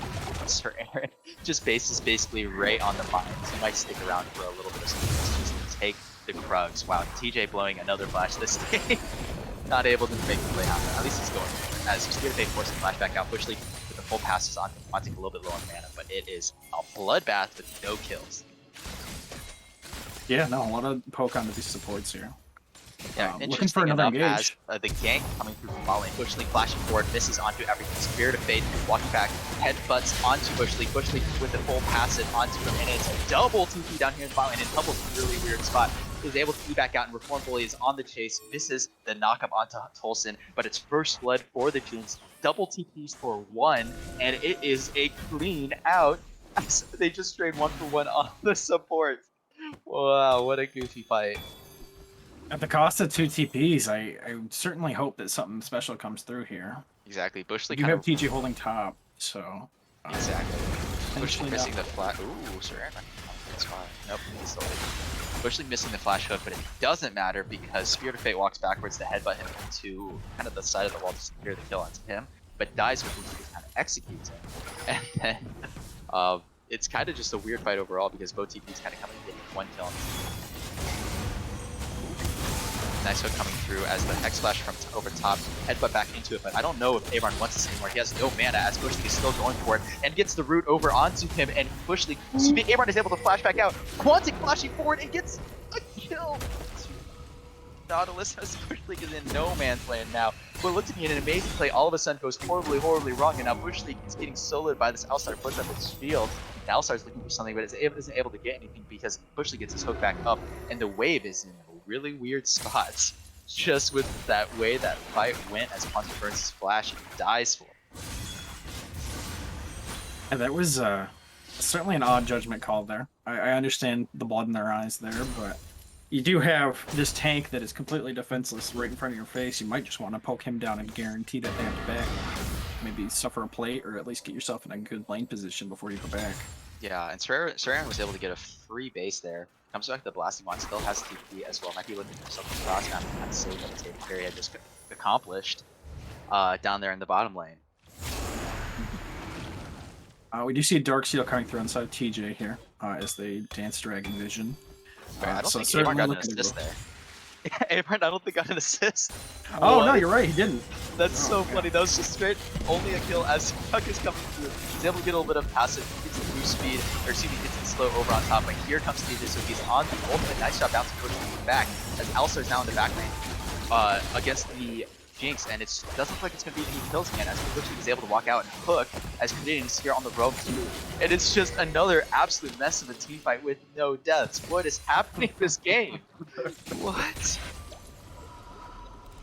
Oh, it's these early game short range ADCs. I honestly say nobody's able to quite chase down anyone to get the damage through. So. Oh my goodness. As Alistar by himself because TJ actually hopped off the wall on the other side to try and isolate the Nautilus, but they aren't able to secure kills on anyone because Nautilus is actually kind of tanky as it turns out. And Quantic is kind of out scot-free because there's no damage there to support that fight. So it looks like we might have a bit of a fight top lane here. Yeah, Mordekaiser will come through, but there's the important ult. He's going to be able to get anything done here, but Reform Bully is getting pretty low, and there's the final key to come over as Sir Aaron is looking pretty darn healthy. Man had his veggies this morning and decided it was time for blood.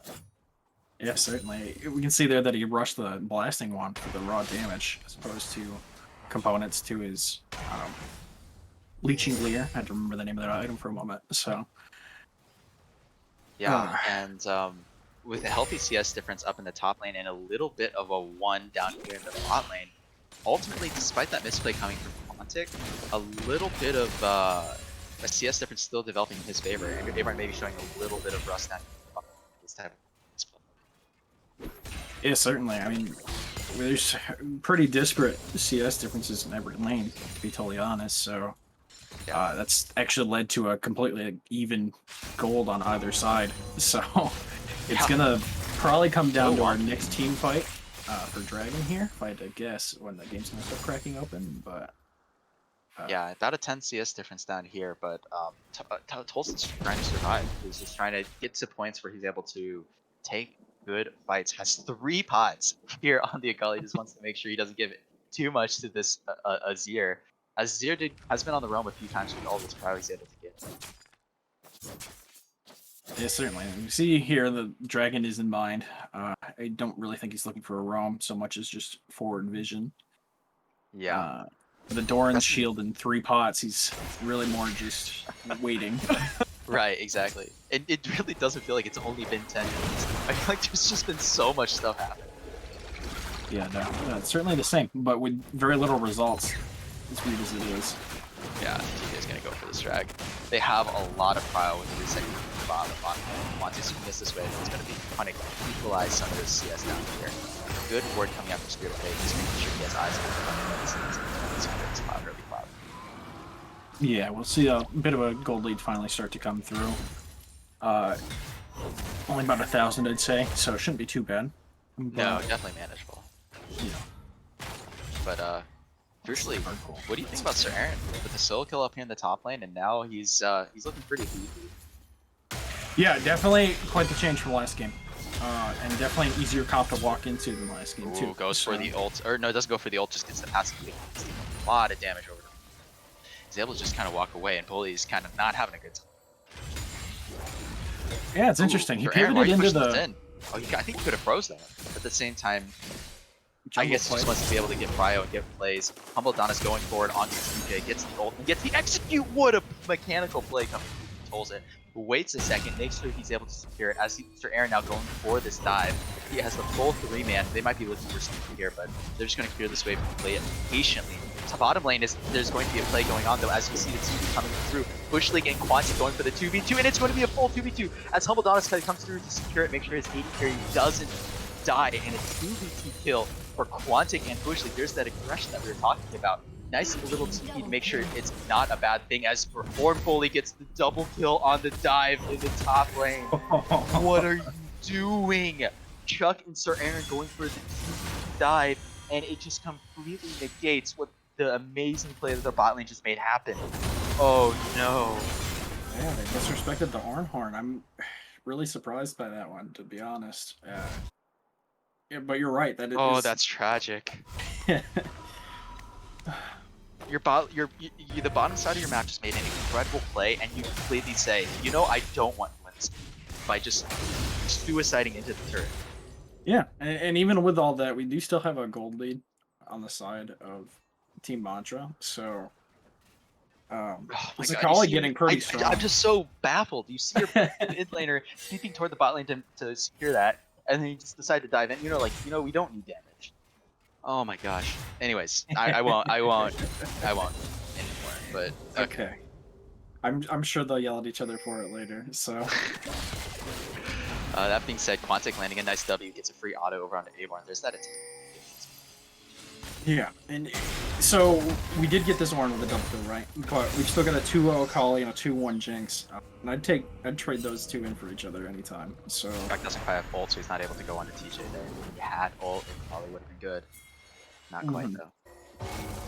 But Tolson crucially coming out of that with 2 kills. Chuck now with ultimate down here in the bottom lane, goes to work, making sure he's able to secure some CS for his bottom lane.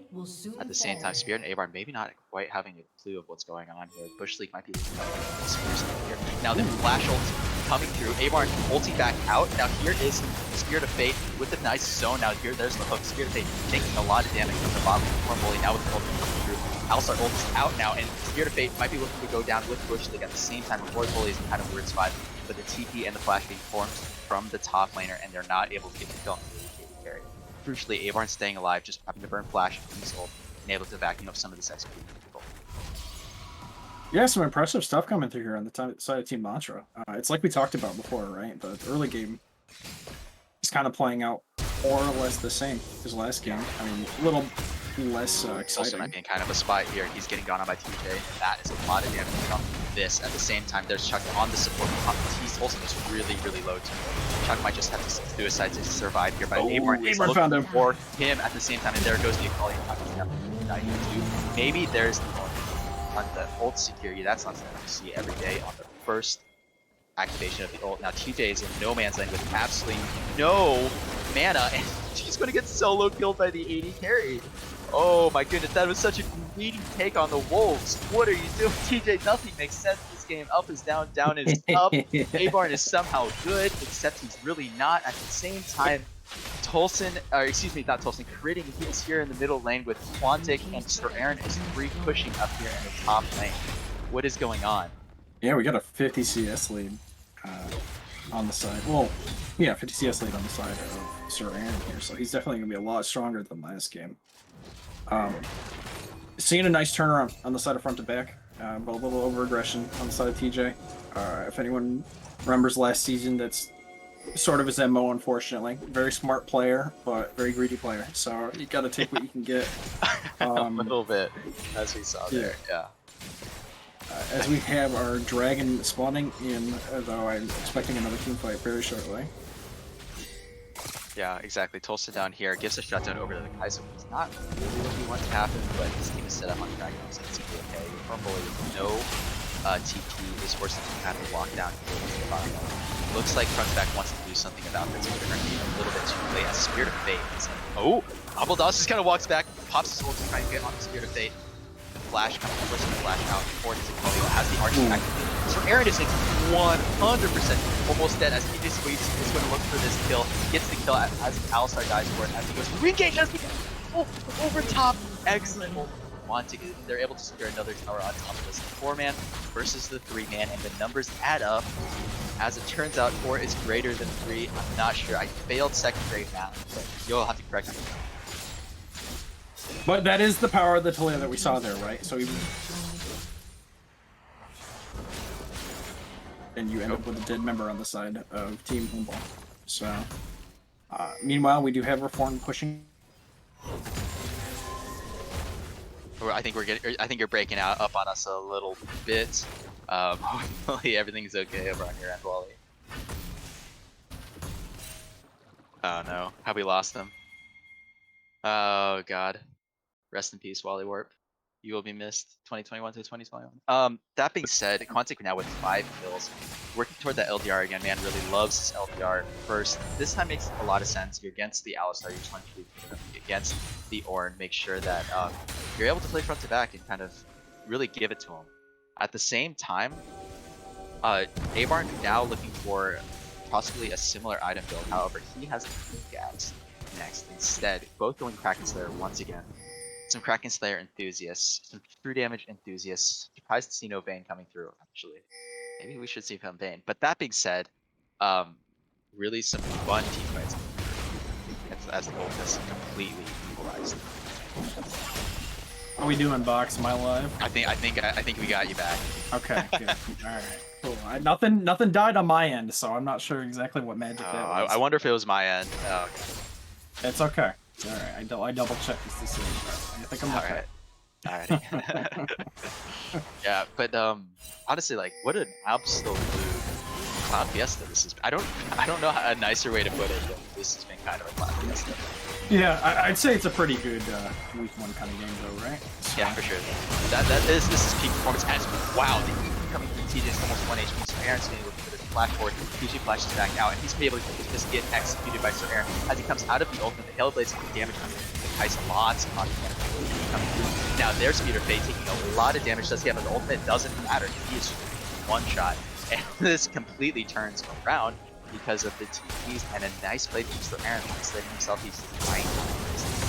As the play comes through, as the Tolson Akali R2 gets pulled through, as Abarn is now in the Shroud, going through the Warren ult, knocks up Tolson, but now they are in a really weird spot as the rest of the team is now here to support. Chuck going over on Abarn, the flashes coming through, but Chuck is now not able to secure it, and a nice kite from Abarn as he secures the kill on people. Radiant is getting pretty low as Reform Bully gets knocked back. Quantic needs to be doing a lot of damage here at the same time. Looks like Sir Aaron is going to be able to secure this. Radiant shuffles in and takes a lot of damage now. Abarn versus the world, and it's definitely not in his favor. As it turns out, it is a bad fight from front to back. And Abarn gives his life for his mid laners and his junglers, maybe top laners. Yeah, we can see a little bit of the twinkle in Pridion's eye from last game. We saw how low Mordekaiser got there. Decided he wanted to try to go for it, but certainly a more fed Sir Aaron this time, so the empowered heal came through on the W, and he found himself in a really bad situation.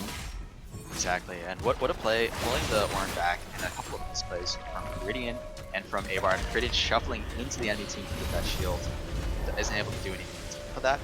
Abarn with a really nice kite dives in, is able to secure the kill on the Tolson, as Tolson's kind of burnt on this Shroud, forces out the Kaisa ult, forces out the Ornn ult, but ultimately dies without really getting any damage down, but his team is there to support. Yeah, certainly. And at this venture, we have a 7-1 Jinx with both Kraken and LDR, so massive damage is going to be coming through. And to be quite honest, I think front to back's going to have to deal with some of their own medicine here. This Jinx is just going to deal massive damage through her back line. Yeah, no kidding. And it looks like he's going to be going toward that, not really, what's Hexdrinker. And to be able to survive a little bit. Has the long sword, has the Negatron. Could be any number of things, but a little bit of a knockup. Chuck's like, I'm a tank. Totally okay. As we see the red buff going over onto TJ. Unless he tries to give it over onto Abarn with the W, maybe. Can't quite tell what's going on. At the same time, it is the jury in the hands. Nope, TJ takes it. So it should be a pretty quick burn. They don't even care. Yeah. Full vision of the enemy team. Spirit Fate walking forward. Hasn't quite able to really make an impact on this. And there's Warren ult. Very nice. The wall coming through as well. And Sir Aaron is immediately 1 HP. Alistar gets knocked up, but red team secures the dragon. And now it's in full front fight. Jinx is free firing. Reform Bully is very, very low. Now Abarn is in the enemy team. As Adonis comes through with the big R2 ult, but it is low HP bars. Radiant wall finally segregating this fight. At the same time, the fight is already over. They're going to be looking toward this Baron fight. Chuck still has a smite coming up very, very soon. As, you know, doesn't look like they want it.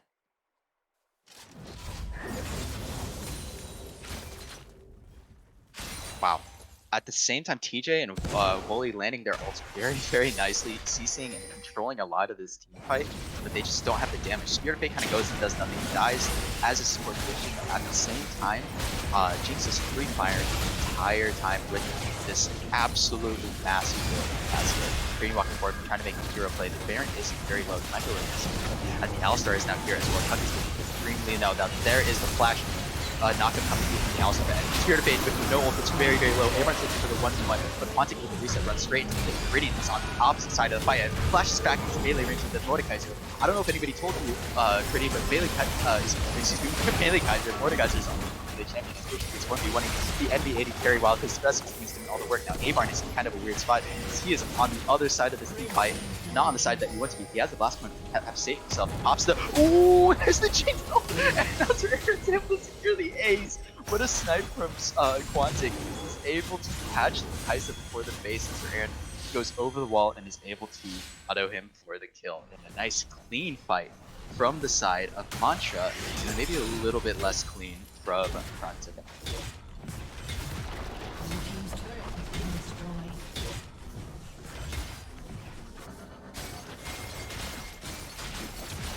You there, Wally? Is it me? Am I doing something wrong here? Hello, my wife. How you doing? I'm alright. So I'm pretty sure that one was on me. I just looked down at my taskbar and Steam decided that it was going to go into full overdrive. Oh, excellent. Yeah, I got a little ninja there. Control deleted that and did. Right. Interesting enough, looking at Abram's build, it looks like he, with that pickaxe, thought he was going to go an item, but decided that he wanted to do a different item, and now he's going toward those steel components, maybe for that with that dagger as well. Could be any number of things, but possibly this heavy melee comp that we're seeing. Team Mantra at the time, there's that full hex drinker for Quantic, just trying to stay alive, pump out those deeps, especially as we saw he just rip through Alistar in that last team fight, actually with the Shrelia. So Alistar's quite squishy. And Bush League basically 1v1ing Avarn for the longest time while Avarn's team just kind of dies around him. Yeah, no, definitely. I'd honestly say that between the AoE damage you have coming from the Azir and the Talia, I'd almost go straight for the PD and try for picks or single target damage, but maybe his methodology is different than mine. The stopwatch on the Jinx. Wow, this Jinx, Quantic is he's gonna be really hard to kill. Yeah, no, definitely. Gonna hopefully look for a nice Hail Mary on the side of TJ or Abarn to pick a nice pick off. But, right, yeah. That's about all I can think that they're gonna be able to do to win team fights at this point, to be totally honest. Yeah, exactly. I really am not loving his Spirit's build here. Obviously he dies instantly. That's not great. But also his team isn't playing around the Shrelias at all. You have the Shrelias. It worked out last game in that one fight where Shen moved after the objective. But in these really messy fights, you have plenty of play there. You have Thorn ult, you have Talia ult, your Alistar. You really don't need the Shrelias. It just kind of isn't doing. Not only is not doing anything for you, but just isn't giving you the stats that you need to be able to survive subsequent engages to be able to get another rotation. So. Yeah, no, definitely. He's gone full move speed cow, and I don't think you don't ever go full move speed cow. So full move speed. I love it, yeah. So it's kind of punishing himself with the boots and mobility going in, and then just kind of being a dead fish in the water there. So, yeah, exactly. I mean, at the same time, like, yeah, no, I completely agree. I was gonna say something, but I just don't think you're ever gonna find a chance to pick somebody out, which is what you want to do with a build like that. But nice ult coming through, stopping the base with DJ. Just they're able to just force a little bit of damage, break the towers a little bit, and they're gonna be able to secure this dragon tag. As TJ's gonna be really late. Wow, what a play from Quantic. Oh, okay. On TJ's base, Yeah. and they're gonna get this dragon on cooldown. Whoa, oh, that was 200 IQ. Yeah, no, we're playing some 3D chess over here. That was actually really impressive. Wow, Good pickup. That was really good. Okay. Wow. Okay, I don't really know what to say other than that was extremely intelligent play from Quantic. He has the global. He's like, hey, cooldown's really low. I'm doing it. I'm not gonna need it, so I'm just gonna press the button. Just make sure. I mean, if you could trade your ultimate for guaranteeing a dragon, would you? Yeah, every time. You know, it's like, yeah. I sound like a shitty commercial, but like, seriously, would you? And that's basically what just happened. Yeah, no, fantastic control and macro coming through from the side of Team Mantra and our starlet of this game here, Quantic. absolutely. We do see our first orange upgrade starting to come through, by the way. So hopefully that'll Yeah, you need to put it on level Abarn. out. Yeah, level out some gold differences here. But we're sitting at a Definitely has 7K gold difference here, so it's not as drastic as the win last game. So maybe something happens, yeah. but the execution is certainly way harder. Yeah, and they're For doing a great job of sweeping out this vision plays as well. Abarn has that full movements, but we'll see if he's able to even make anything happen. These fights have been extremely messy. Melees haven't necessarily been nice to each other as much as the fights have been all over the place. Yeah, amen to that. So they're gonna absolutely be hard pressed to push into. A little bit of a fight happening out here. Jinx ult on top. Zani's coming through TJ, but he's kind of in a really bad spot as Abarn and Spear are looking for one combo of downs, but at the same time, Abarn, you are on the other side of this fight. You're in the wrong thing. As Spear to Fate is forced to flash out with his air. Now Chuck and Spear for the triple pass for Rumble, and then Horn ult 3. At the same time, there's no damage to be had as Quantic is certainly dishing it out, creating 1 HP boost. Oh, Griddian, no. Oh god. He missed his shuffle Q. So he shuffled forward, bolted backwards onto nobody, and then Q forwards. Oh man. Okay. Oh no. So I was gonna say I would have expected them honestly just to push to the end here, but it looks like we're gonna go for the slow play and grab our Baron.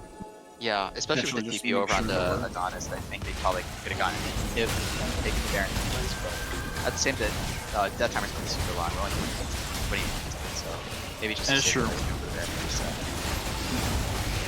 Yep, they'll be able to ride this Baron out to the last dragon, and honestly, if they clench away the soul, I don't know that there's anything short of pure luck that stops them from winning this game.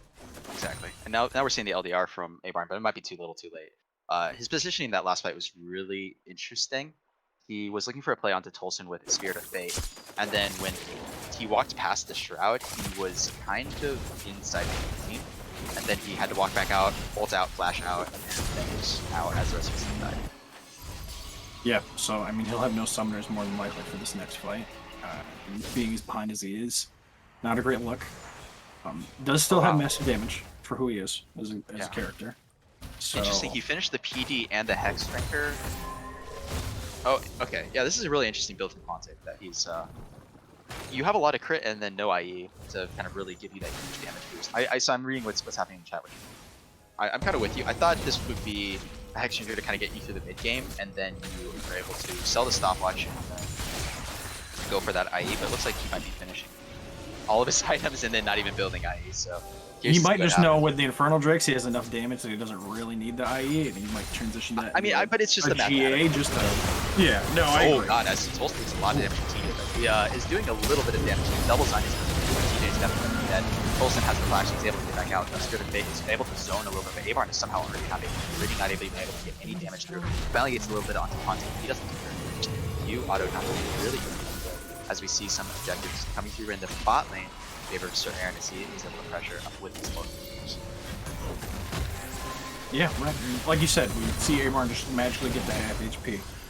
We have a really short-ranged front line in terms of Kai'Sa and Taliyah trying to push into the super fed Jinx, so they're going to be hard-pressed to get past her zone control. Jinx, oh my goodness, so much damage with the lead tempo over time. And the LDR plus is an ugly, ugly amount of damage.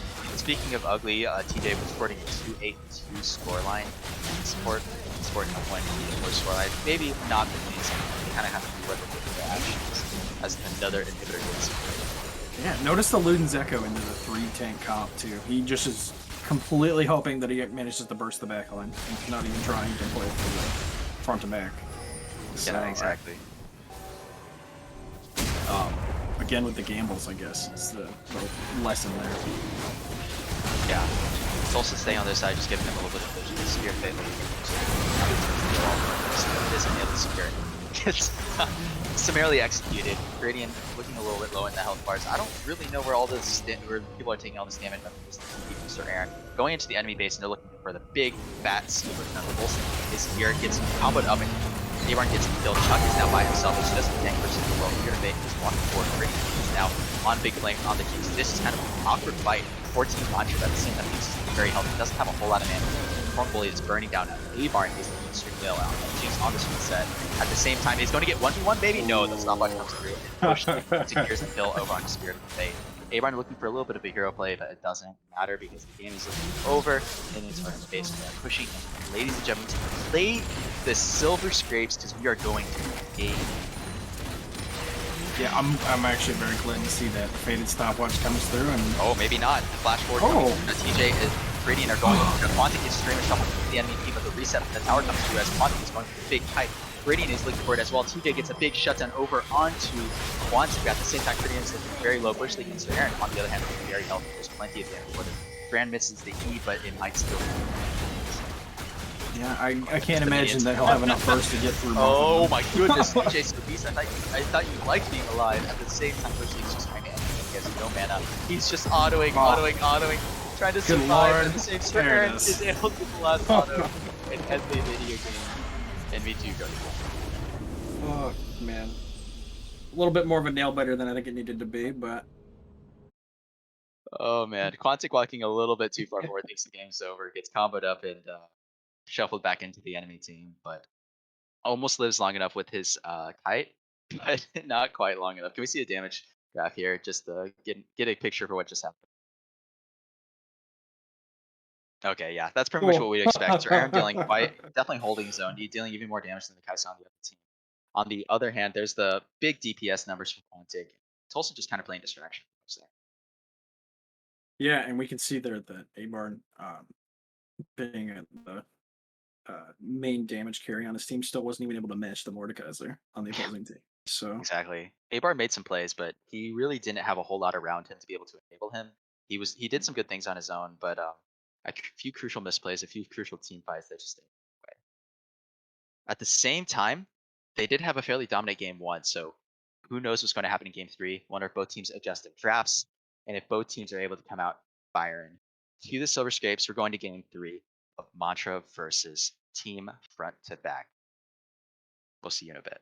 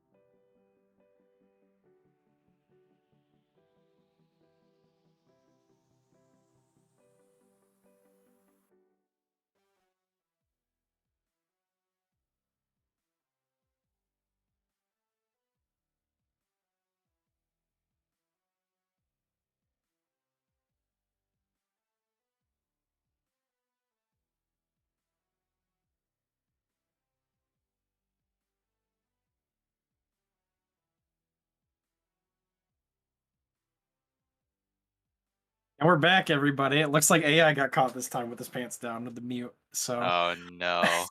Oh no, what has happened? Oh my goodness. I was like staring at my screen. Anyways, that being said, welcome back everybody. We're in game 3. It wouldn't be a TCL broadcast without me, excuse me, screwing up somehow. That being said, oh, it just keeps going wrong. That being said, welcome back to game 3 of Team Mantra versus Team Front. Oh man, we saw an absolutely insane first 2 games. Maybe a lot of clowniness, but at the same time, very, very entertaining games. Particularly that game 2, we saw some big plays coming from the side of Team Mantra. I wonder how both teams are going to address. I'm once again joined by Team Mr. Wally Warp himself.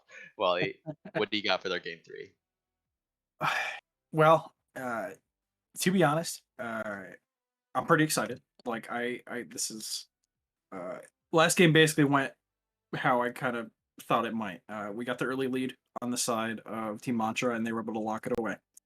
Uh, I'd say that's mostly a draft thing, but maybe it was just a kind of get shaking the rust off thing. This game going in, I kind of want to see just a more early game centered comp coming in from the side of front to back. I honestly think they have the skill to do so, and relying on the individual outplays from the members that they kind of were going for in the last game, like a pick style comp, maybe a little too cocky. Go back to your roots, do something a little simpler, even if it's early game oriented, and just kind of assert that dominance that you're able to show game 1. It's interesting because we really didn't see them commit to um, the Talia pick a lot. They picked Talia and then didn't quite really do whole lot of crossover stuff with Talia at all. And then also, I gotta say, we saw the Alistar come through. We're really excited to see what would happen. Maybe some mechanical mistakes and prioritization mistakes might have contributed to it, but ultimately not a whole lot of game mistakes. Yeah, we had the full move speed cow come in, so maybe he's just working his way over from the squishy enchanters over to these full tanks. He'll get there, I'm sure. So Yeah. no worries. And crucially, As we actually, Team Mantra picking red side this game, making sure they want that last pick again, want that true last pick as Abarn picks the Jinx away from Team Mantra. okay, yeah, band's looking the same, so we already see a pivot in the playstyle here. We do still have the hyper carry in the Jinx, but it's definitely one that's a little more self-sufficient early. So even if Spirit decides to go for roams, or if they put him on the Alistar again, come late game, he's not going to have that trouble walking into someone that has twice his range, pegging him for half his health. Jinx is kind of in a current state where, and a lot of this is just how AD carries going with base values. She's kind of in a state where she's not really ever a bad. Yeah. Maybe she's a bad pick if the entire rest of the map is built to kill you. Maybe she's a bad pick, but at least within the vacuum of bottom lane, she usually does well into any sort of matchup. Does well into a lot of different types of games, and so it's she's very first pickable as we saw during the Yeah. series, and especially as we saw last game, her range, her ability to see, poke a little bit, she's very versatile. Yeah, for sure. Notably, we will see the Ornn taken away too from Reformed Bully. So And Spirit going back to his roots. his roots, right? Yeah, but that is a more aggressive enchanter though. So it could have been a Lulu, which obviously they banned. But I mean, it could have been a more passive I mean, style. that's like saying you're enchanter. the strongest. That's like saying you're the strongest third grader on the block. That's not Listen, really saying a whole take lot. he can take comment and run up and W people and be annoying. Oh So man. Oh no. I maybe he mean, gets hooked and dies instantly, but he'll look cool doing it. So yeah. I just gotta say, like, I mean, in Spirit knows what he's good at. He's tried to expand his pool a little bit. I'm curious to see if he's able to expand it a little bit. As the season goes on, but for now, do what he's good at. Do what he knows he can play, and go back to that enchanter, enable the hybrid. yeah, and we're seeing kind of a switch around here. Yeah, The really a Cho'Gath is switch. new, but we have the Sivir coming through. I'm curious to see if they just go for the crit Sivir again, or if they maybe try to mix it up and go for the lethality and really put the pressure on front to back. But more than likely, I'm going to say it's going to be crit. We do have the Cho'Gath coming through, though, like I mentioned. Hard early game matchup into the Ornn, I'm fairly certain. So he'll need a little bit of protection potentially. Yeah, But exactly. once he scales, he'll be a mountain. So Yeah, and I just think it's funny that we're seeing 5 completely new champions, and then Bush is playing Nautilus. Yeah. Yep. That's about what If it we've been. ain't broke, don't fix it. That's I mean, Yeah, and the bans are looking godly soon as well. Just don't want to get toasted by Kiana. yeah, definitely. I imagine we'll see another mid lane ban coming through here. Okay. Oh, the Yeah. Karma So actually, yeah. That's actually kind of surprising. I didn't think they respected that much. yeah, I strange to me to be totally honest. I think I mean, team. I get what they're doing. It's just they don't want Humble's team to build this move speed comp with the Sivir, and then some sort of run into with what maybe an aggressive jungler or aggressive top lane. Yeah, But at the same definitely. time, even if they built that comp, they have to execute that with certain stuff. Who were able to show up in the last game, but maybe in the game one didn't look as. Okay, so Sejuani coming through again. Um, I'm like, I'll be honest, I have my fingers crossed here for a Trundle pick, but I don't think it's gonna come through. I don't think TJ. Oh, I'm about to eat my words. Maybe, yeah. I'm not sure now. Oh, maybe not. Oh, I oh. playing with a hard A, Varn. Come on. Yeah, it's gonna be the Trundle. Yeah. Okay. Um, I am both unsurprised and surprised. I am Schrodinger's level of surprised. Yeah, that's fair, right? It's like makes sense here, but at the same time, I'm surprised not to see TJ on a carry. So, um, there is a note to be made that one of the best ways to deal with Trundle is just have a crap ton of tanks on your team because you can't all of them. Can't hold all So, of them. I mean, that's what they kind of set up. Ooh, the Casio for Curidian. Kind of a Curidian special. hey, We've seen it a lot in TCL, just with the way that TCL teams like to play. They like to play that front to back, heavy DPS mid laners, um, and mid laners that are fairly self sufficient as well. And Casio kind of fits the bill on this. yeah, we have some major tank shredding power coming through for front to back. And notably with the Casio too, we have denial for the Nautilus, Sejuani, and Ornn dashes. So, Ooh, Tolson busting out the Oriana. okay, Yeah, he's been playing it a little bit in solo queue. Has looked right. quite good on it, I gotta say. Still going with the phase rush build typically, but a lot of move speed from the side of Team Mantra. Mhm. They have a lot of engage with the Ornn and the Sejuani, and they are looking to play around this Ori ball and around these Sivir bounces. If they're able to get the enemy team into a corridor, into a ball, they're going to be dealing so much damage. Yeah, for sure, right? The pretty bread and butter team fight comp. Oriya is going to be able to one shot most of the enemy team, so it's really going to be on those ultimate executions, I believe. Yeah. Um, On the other side, great kite back from the side of mhm. front to back. You're talking about you have Cassio cool, you have all the zone control that Cho'Gath has. Trundle's able to pillar and away. Have this Frozen Fang, Janna, this Janna. There's a lot of great kind of counter to this heavy dive that's coming from the side. Yeah, definitely. Yeah, I'm imagining we're going to see just another heavy bot lane centric game. I would like to point out that if this Cho'Gath were to get put in the dirt, which I think would be very hard to do for an Ornn and a Sejuani, but it is possible. Uh, they essentially have no true front line, and then their comp kind of falls apart. If that Cho'Gath can't stonewall the Oriana balls, I don't know that uh, they'll be able to actually fight in any realistic extended 5v5. It is concerning that they have great ways of running away from fights, but they don't quite necessarily have great ways of forcing a fight. You look at what their engage is, and in terms of engage, they have it. So where are they really looking to take fights? They're going to be looking for objective setups. They're going to be looking to kind of like establish areas where they can kite back from, but not having the onus be on your own team and giving up that kind of control might become a bit concerning uh, point for their team comp. Yeah, definitely. If Team Mantra here, I just want to keep calling them Team Humble, good lord. Team Mantra here decides that they just want to play a slow game and let the Silver farm and use her wave clear and just not ever engage. I don't know that there's a whole lot that front to back can do about it. Yeah, I mean, at the same time, they are a little light on damage, right? Because they have Mhm. the Ori, they have the Stiver. Both of these have the potential to dish out a lot of damage, but in terms of consistent damage, in terms of being able to like just shred through the enemy team, got to give it to front to back, right?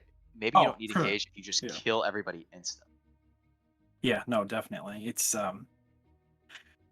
definitely a kite comp coming through on their side. So hopefully, uh, Team Mantra can kind of not pull their punches and realize that and not get baited into bad extended trades. Yeah, I gotta say though that they've in the past two games, just within these teams, within these two series, they've looked like they've been able to force a lot of mid-game pressure.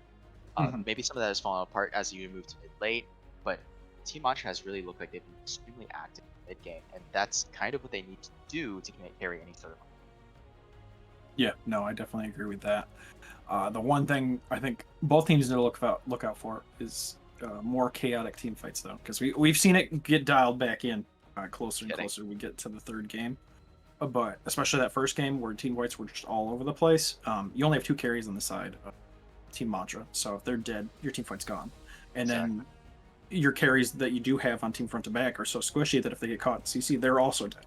So Yeah. if the plans of engage aren't like set up ahead of time, the fights are going to be over Yeah. instantly. Exactly, and like things get messy, and I don't even know if things have been getting picked up because I mean I want to jump off what you said with like we saw a lot of the in that previous game too. We saw a lot of the tanks just kind of fighting the damage dealers, like the mantra Mhm. tanks literally being by themselves. And it works when you flex a 7K gold lead on them, but what Right. happens if the game's even? What happens if it's just your tanks versus the 80 carry and the support on the other team, and then your 80 your damage dealers are off, not in the fight. You might not be able to necessarily get away with that. Yeah, definitely not. So or the Mordekaiser for the Ornn here.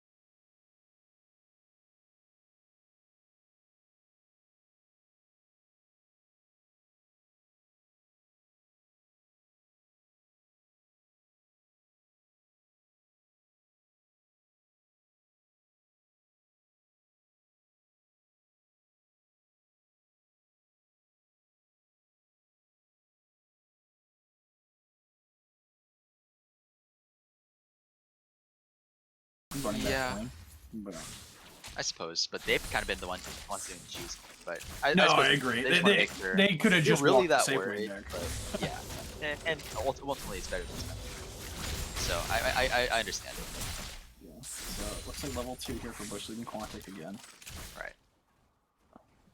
Stiver walking forward, also going with that crit build. I just really like that they're doing this. I hate the Valley build personally. Me too. I think it's just so one dimensional and not fun. Mhm. Maybe that's my real issue. That's not fun.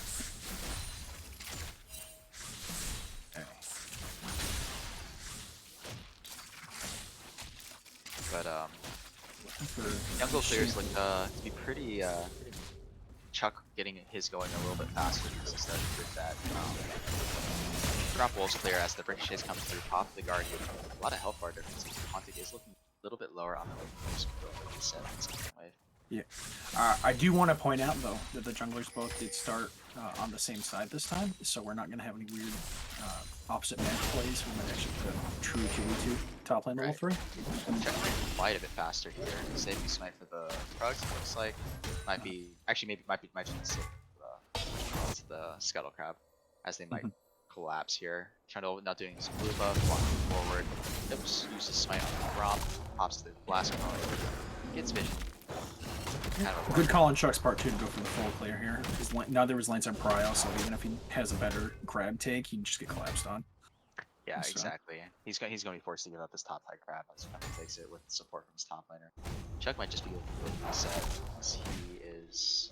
Yep, he's just Looks like finishing he's up gonna run down for the grab instead of go for the reset. Yeah. Yeah. At the same time, not really a whole lot happening. Cold start from Tick. Looks like it's paying them. Not really getting much. Yeah. Not Well, cold we start. already Just got cheese basics. backs on both sides bot too. So. Really not a cheese back for. I mean, I guess it really worked out for Tick. He was able to beat wave into the tower and then freeze his wave and run against it. So really good look for the bot lane of Team Mantra once again. Yeah. Yep. And he's got that call too, right? So he's gonna hopefully be able to TJ punish. here in the top lane for Sir Aaron. Sir Aaron getting pillared up a little bit of a slow, but TJ Sobeys walks forward just a few damage and takes a tower shot for his trouble. Shows into lane. Tuck doesn't have any priority. It's too much priority to be able to gank out. So we're seeing the resets of the clears come through for the junglers while we trade mid. Yeah, trade mid. The phase rush coming through. Nice nothing too from exciting. Olsen. Able to get the full phase rush, get a few extra autos and another rotation down. Can take that trade because he has the rep. Okay. So we have the early prio coming through from Team Humble. It looks like they might actually be setting up for a trade here. Yeah, they can definitely do this. Chuck Yeah. can come, but they can definitely do this. Yeah, certainly. Chalk did manage to get back out onto the field faster than TJ did, so this should just be a completely uncontested drag. Yeah, his clear is quite a bit faster actually. I'd say it's all 15 seconds, and that's kind of a big difference. He's able to maintain his camp a lot faster into this dragon as his lead starts to for him, and TJ's already a little bit behind. But Chuck now walking forward, taking a lot of damage as the Orion is now here to support, but it's Yeah, and notably there too, with the melee support, they're able to kind of send Quantic back to catch the wave, so there's really nothing lost for them at all. It's almost entirely gains. Level 6 is starting to pop up on the map as well, so hopefully we'll get some more exciting non-farm based play soon. Yeah, and good job up in the top lane, Saren, with a little bit of a CS lead as Rapoli is getting this big wave of crashes. It's probably going to be fairly even. Yep, looks like it's going to be almost exactly even. As Adonis is now absolutely no mana. Viridian has the ult, isn't able to get any slowdown to be able to stop this runaway.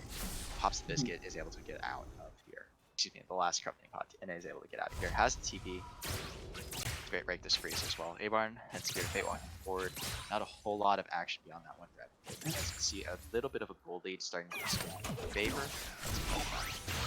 Okay, first TP coming through to go back top, so we're not going to see any crazy 4 or 5 man fights bot anytime soon. Right. With that dragon down, I'd say that's probably a good call. But currently Abarn and Spirit of Fate with the health lead, so they're probably going to walk this into tower and potentially nip themselves a plate if Quantic doesn't get any free mana soon.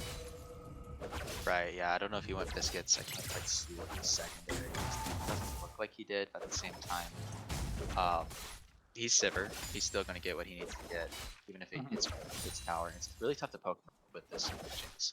But Jinx, that safe pick, that extra auto range, that really just good all-around versatility, is kind of showing what she's able to do. Yeah, certainly. I mean, they're getting ready for their backs here, but Jinx should be able to, yeah. It's not really worth it. I mean, like, you're able to freeze and get the base, but Yeah. your base is just kind of getting delayed, and they're going to just be back in time for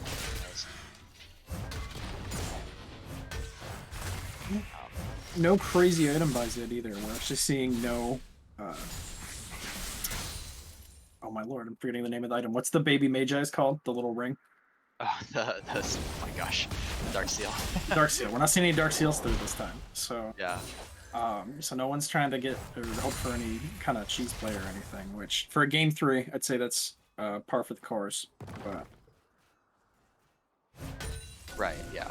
And ultimately, just a pretty solid early game from Team Ultra. They're able to secure an early dragon, really thing. is forced to burn that TP from certain members. Bully gets kind of that shooter back. At the same time, the lanes themselves are fairly even. Critian has had kind of his way in terms of lane, but he's had pretty good matches. Close to falling a little bit behind CS, but kind of mirrored in the other lanes.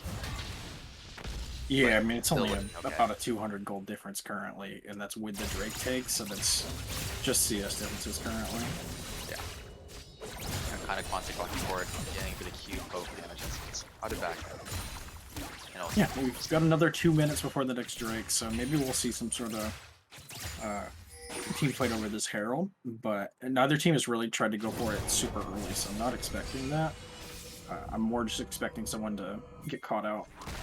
Looks like potentially mid. Another gank coming through. Nice pillar, forcing the flash out from Crumble and not missing that Casio through, and the flash forward as TJ Sobis is able to secure first blood by flashing double flashes, but is able to get that kill.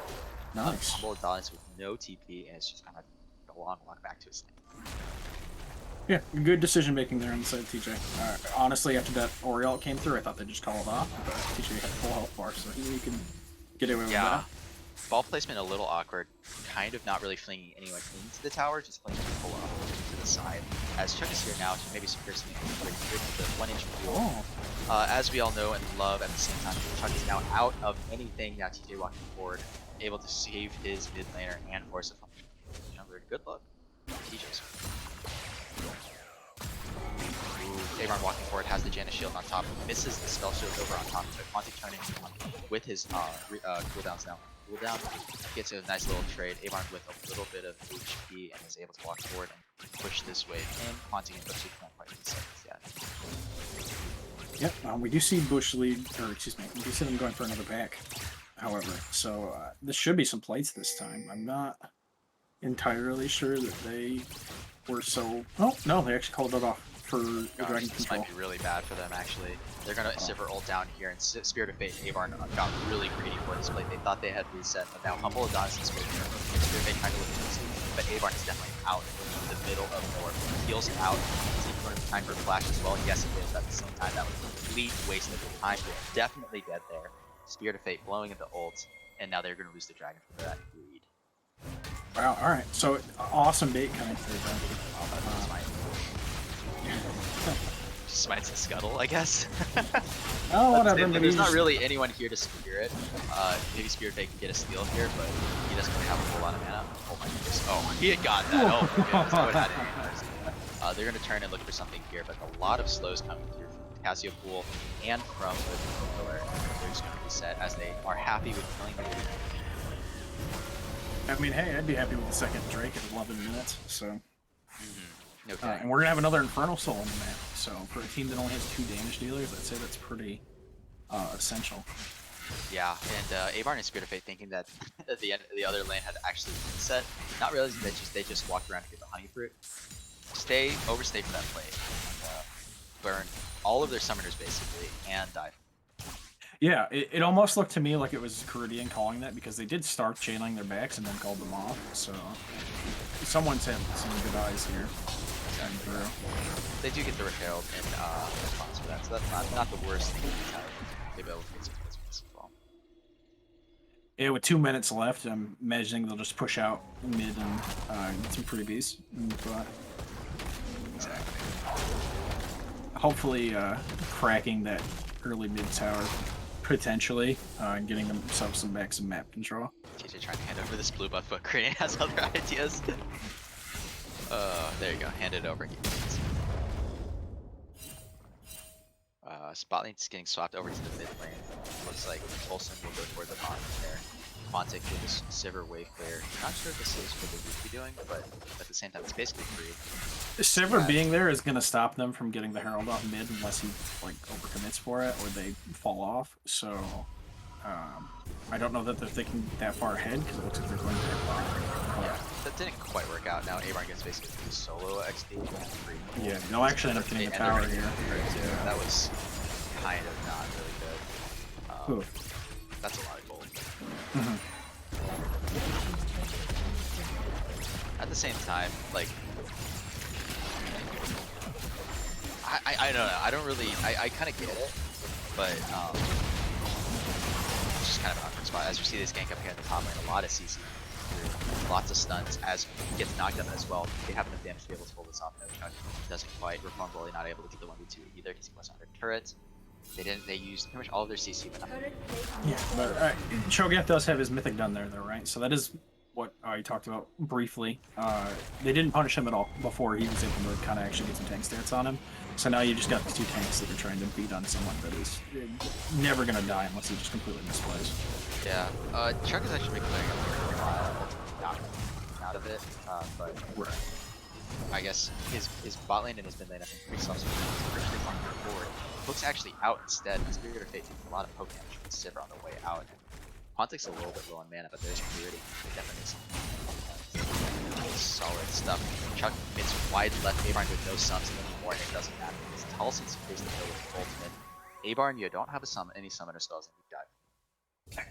Yeah, and it's like you talked about, right? The lack of mobility on the side of the Jinx is starting to come through. Solid champion, but she still has a glaring weakness with no dash. So even missing that Sejuani ult doesn't really matter when you have another power ult to back it up, just because of the slow.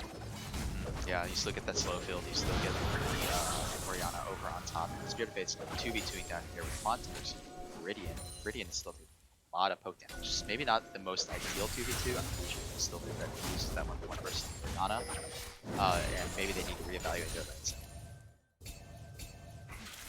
Yeah, definitely. I would hope that Quantic and Bush League get transitioned over to mid after this next back. Go ahead and walk forward. Yeah. No way to do anything there. Yeah, not quite. Trundle looking for actually Fade Sheen, so he might be doing something spicy here. We'll see what that ends up turning into, but at the same time, double Cinder from the tanks. The tanks are starting to get tanky in advance of this Dragon for the second. Right. I think that Trinity would be too aggressive here, so I'm not sure. Other than that, it'd be what, Divine Sunder. So yeah, it'd be Sunder and then something else, I guess. But yeah, I mean that got buffed. There's no magic damage coming through from Trundle, obviously, other than the ult. But yeah, that mixed penetration lets you go basically full tank. So that should be good enough. Yeah. Curious to see if they end up both going with some irons, maybe kind of waste as the Sejuani ult comes, hits from front forward, but no damage to really kill this guy. At the same time, so Aaron's taking a little bit, just kind of stays, and it's kind of just can't take a leave. But the big Orianna ult from Tulsi coming through, lots of damage over top of the damage. Everyone's popped up. Bully's getting a little close. Spirit Fate is coming from the front line. And at the same time, Bully is absolutely down. So is so much damage. Now in the middle, the MNT is TA, so he's on this Trundle. At the same time, Monster is really low. Bush League is really low as well. Creating nice ult, and it looks like it's going to be a DPS race as Abarn is winning this. He's on the Jinx. He's getting the resets. The triple kill looks like he's going for the quad as well. Is he going to get it? Looking for it? No, not quite. Pops the shield from Jan at the same time on the response, and there's the DPS difference that we saw coming out from the draft. Pretty flashing forward, getting a nice gold, lots of damage. Abarn is free firing, can't get on. Yeah, I've got to say, given the position they had there, I actually thought the fight was going to go the other way. But just at the very start of that fight, we saw Form Bully land a 3-man knockup that completely delayed their engage. I personally think that it was one of the main factors outside of the obviously damage comp that we talked about that sort of delayed the hard rush onto the carries there. Yeah, and we really was saw really surprised that TJ was able to survive that fight as long as he did. He actually managed to flash out and get his triumph resets and things like that. Crazy, So. yeah. I mean, that's just where we saw the difference in the raw damage of these teams.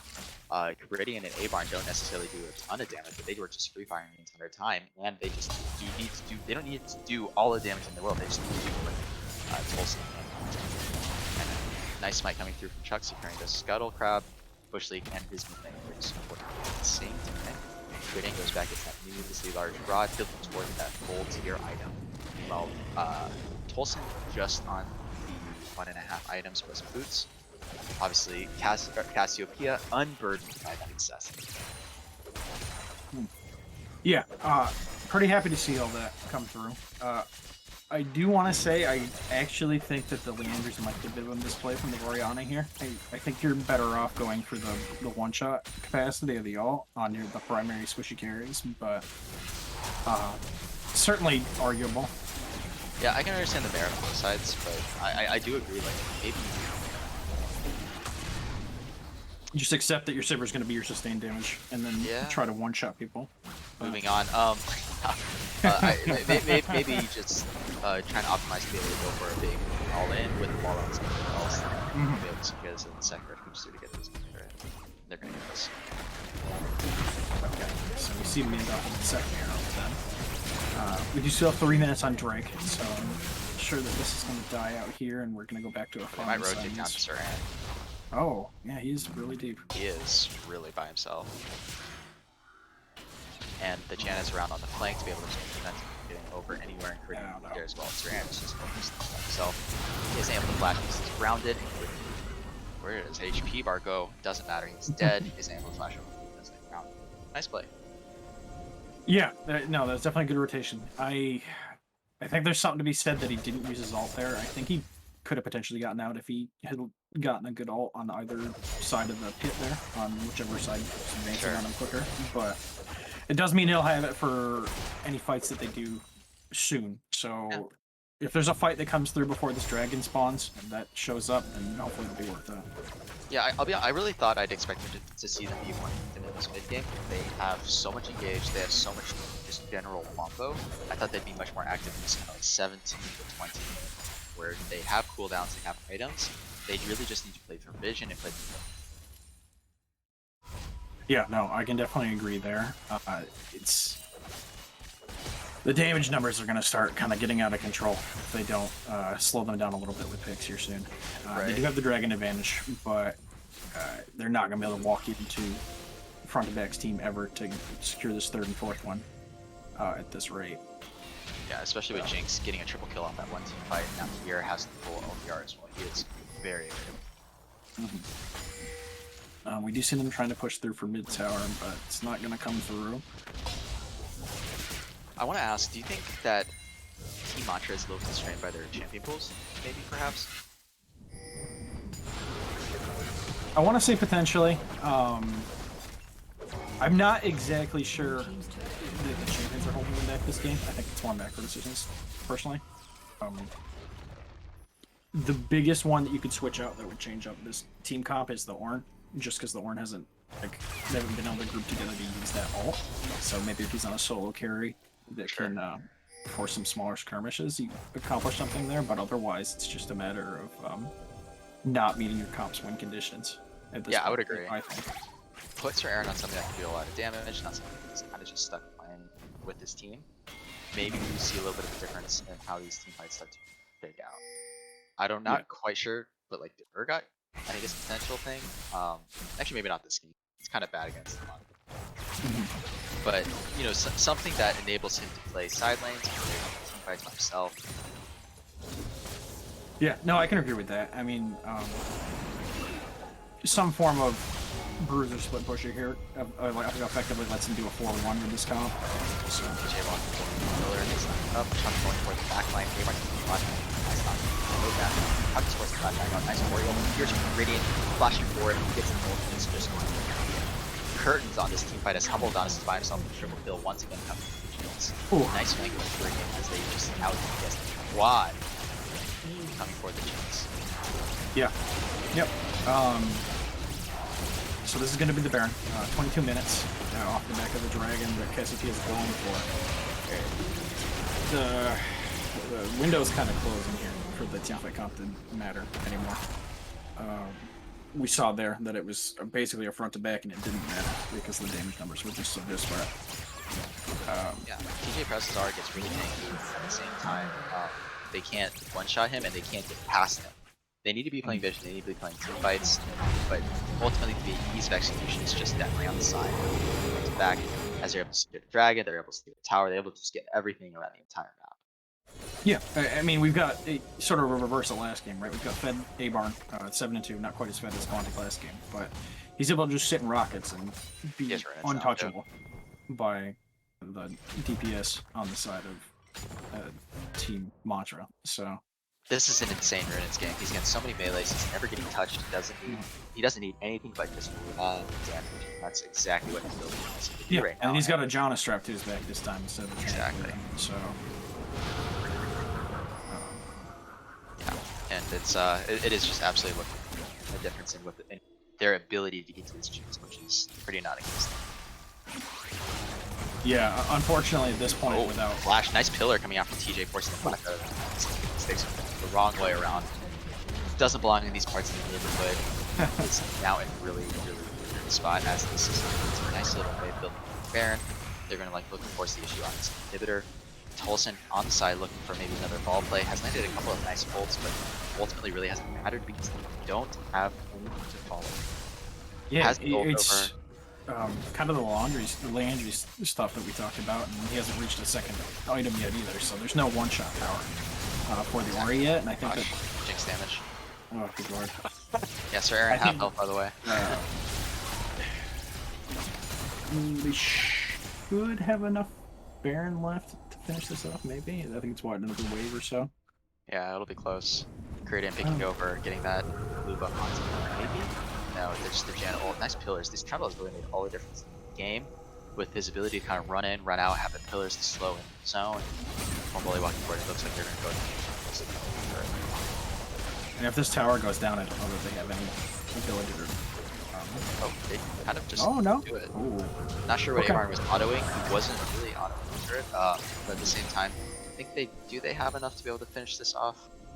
Looks like they're going to try to nonetheless. They might need to just force some sort of engage. I think when Reform Bully was under tower, Bush maybe should have just hooked him. I think the now Baron will it's too probably late. drop off Yeah, it's too late. during Too this late wave, now. but it's not going to matter. The tower's too low. Sir Aaron is taking so much damage. He's just absolutely wanting to DJs in the middle of the MNT. Presses R, getting all that MR and armor from Bush League, but he is getting pretty low. He killed on the top of the Amarn destroys the red inhibitor, and they're just going to look for the reset objective. Yeah, definitely. We still have 2 minutes on the dragon, so they have time to recover. They took mid inhibitor, which is usually at this late in the game a good thing. But if for some reason they get stalled out and they don't put the game away, that is going to give the carries on Team Macho time to farm back in. So they do need to be careful with that. Yeah, and once they take this turret, it's going to be 8k gold. Yeah. And most of that gold concentrated on exactly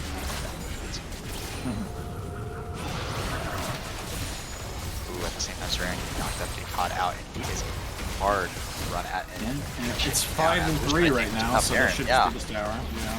Yeah, Reform Bully getting a nice knock on the 2. Chuck here to support Steve now, but it's going to be another inhibitor. Sans Baron, TJ walking forward, he is at B level tunnel. There's the Trellis again. Spirit with this consistent level pair with this item. Doesn't matter if it's good or not, I'm building it. I just like to get fast, live his best life. Yeah, no, definitely. I mean, that right there, unfortunately, is just a failing of assignments. They don't have the vision to track whether or not they rotated all 5, and I didn't see, I don't remember who, but someone went top to catch the waves. And I believe one person went back, so they just, it matter of timing there. Good taking that tower. Exactly. With this Drake coming up, it should just be free for them. 3 Infernal Drakes. I'd imagine this game will go on until they catch the next Baron, and then they'll just walk it in, but you never know. They might decide to contest this. Even if it's kind of getting to the point where their window to do something is kind of closed. Oh, for sure. Even if they get onto the back line, even if they one-shot Amarn in a best-case scenario, I'm not even sure they win that. Chuck queuing into the enemy team by himself. There's a big aftershock. Okay, like, you kill one person on the enemy team and then you just lose the subsequent fight anyways. And can you kill him? Can you kill Amarn? Ever? Is another question. So Not unless Amarn lets you, to be totally honest. Which Yeah. I'm pretty sure Spirit will stop that even if Amarn like flashes into them. So yeah, I remember I played this game with Aiden a few years back where he decided that he didn't actually want to win. So instead of ending the game, he ran into the fountain, killed himself, and then we lost. So if he does that, maybe. if he does that, check his PayPal. Yeah, true. Yeah. We'll have a whole competitive integrity investigation where he'll rule that he was innocent. Yeah. And then that'll be it. Yeah, exactly. As commissioner, my reward is law. So, yeah. Exactly. So, at the same time, Cridian is also kind of a sleeper, pretty strong. He has like his Cosmic Horizon. He has his full here. Um, Definitely not insignificant within the context of this fight. Definitely needs a Void Staff at some point. I mean, just looking at the enemy team, but at the same time, they're itemizing pretty heavy. Actually, that's not even true because we're seeing Megatron play. Maybe that's why he's so He's kind of strong. in that cushion where he's not insanely fed, but Abarn is so fed that if you focus him, you're kind of wasting your damage. So he just gets to do whatever he wants in fights for the most Yeah. part. Cassio jinx this Baron instantly, and the game is not to say it's over, but it's Oh, not it's over. pretty close. Yeah. Generally, if you were in like say a best of 5, you'd already be thinking about how to do Ooh, better the Shirley is next coming game. through. There's it coming from, again, Humble Adonis getting flashed on by the Trundle, gets knocked up as well, but Humble Adonis finally forced him back out. Spirit Fate on the big Gianna flank. The big D Gianna flank. He's totally by himself, but it don't matter because there's the TP coming from Cassiopeia. Yeah. Haunting on the side by himself. Can't really do anything. He is a very sad AD carry. We're going to see a triple as Sir Aaron and Wilson are forced to be in base. Bush League by himself now. Has the flash back up. Nothing has happened since he used it. Has that Toon Soul barely clipping him in the butt air. At the same time, bringing flashing forward, getting a nice little nothing on the other team. Nice Morn ult on the 4. At the same time, Jinx is just free firing, but a lot of damage coming through. Sir Aaron dying on the side. Chuck 1v1 and Caridian around the side. Jinx is running absolutely rampant. Bolson by himself, Conti by himself, Chuck missing the Q. He's running really, really fast. Conti might be looking to support his teammate as well, but he's just getting crit down by Avarn. At the same time, Oh. there is the quad. Excuse me, the triple kill. But at the same time, their game is over. Abarn with pretty Oh. much every kill in this video game. He has absolutely done Jinx things and absolutely carried his team to a victory. Excellent job from the AD carry of front to back, and excellent job for the team as a whole. And Yeah. with No. that, front to back takes the series 2-1, only dropping the middle, giving them a nice donut, and they will be starting their they will be starting their season off right. Excellent job, Wally. How did that last game turn out? Um, I don't want to say that they went for like a more an early game team comp type deal because they really didn't. They just sort of picked a comp that they knew would win into a full like death ball comp around an ADC. In my opinion, they got the stronger ADC pick out of the two that they went for there, obviously too, right? Yeah. Can we So have a damage graph on the screen? um, it's kind of like you talked about the Jinx first pick. Yeah, They just and kind of that's got to pretty do much whatever they exactly what wanted we'd with it. expect, right? Abarn Yeah. dealing pretty much all of the damage in the entire game. Oh, good lord. Yeah. So a game like that kind of goes to show why Crit Simmer isn't super popular. That's why she gets more of the cheesy kind of lethality build. Yeah, they Um, had they had a clear idea for what they wanted to do, but I really want to go back to your point, maybe picking damage in the top lane as well instead of what we saw with the basically three frontline plus the maybe lower tier DPS in the mid lane and AD carry. right. Yeah. Even if you either go for say split pusher, so you can go 4-1, or you just go for something that can actually put the Cho'Gath behind early without the jungler's help or with the jungler's help, and stop the insane amount of damage that you have coming through from front to back from just being able to do whatever they want behind this massive 4K health uh, Cho'Gath. Exactly, and at the end of the day, they tried to play really front to back versus a team comp that they needed to get around to the line. Pretty low mobility on the Casio and the Jinx, but they never were able to execute on that in the mid game. But it is week one. What's happening now isn't gospel. Nothing's set in stone. Teams are adjusting throughout the entire season. We can only need last season to show us what can happen over the course of what a season is.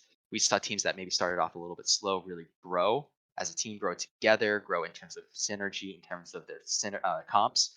And we saw teams that started off hot at the beginning maybe fall a little bit flat moving later on. So you Yeah, never and know. I mean, even for the team that lost tonight, right? There were signs of life there for sure.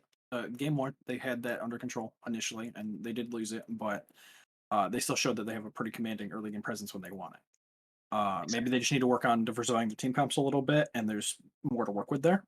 But I definitely wouldn't count them out. And on the opposite side of that, just to balance the scales, right?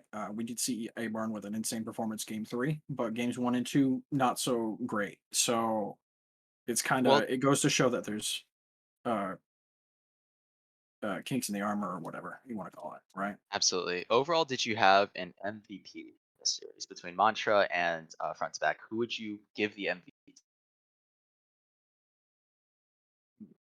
Um, Tough to say. I'm sitting here staring at this damage graph, right? And I'm like, oh, I just want to give it to Aburn. But like at the same time, he Yeah, didn't do amazing in the earlier games. So yeah. We saw him really kind of pick up speed as the series went on. In the yeah, first two I games, we almost saw want to. maybe his team enable I what was kind of happening. want to say Caridian just because even the game three, the quiet game that he had there, he had a pretty commanding performance. Game two, not as much, but the game one, I don't think they would have won without him. So that's kind of where I'm leaning. Okay, I would agree as well. Curtin played pretty well. Was able to kind of bounce off with the rest of this team as well. At the same time, I think I'll go with you as well. I think Viridian has really bucked the narrative as Mr. Irrelevant, as the last pick mid laner in the entire league. I think in terms of strong showing for week one, I would give it to him. Yeah, awesome. Okay. Avarn very upset that we didn't give it to him, despite his first two game performances. This man Listen, has one Aburn. good performance, and it was all of a sudden thinks he's a genius. All right, well let's give Caridian a little bit of a pull in here. Oh, okay. Alrighty, where is he?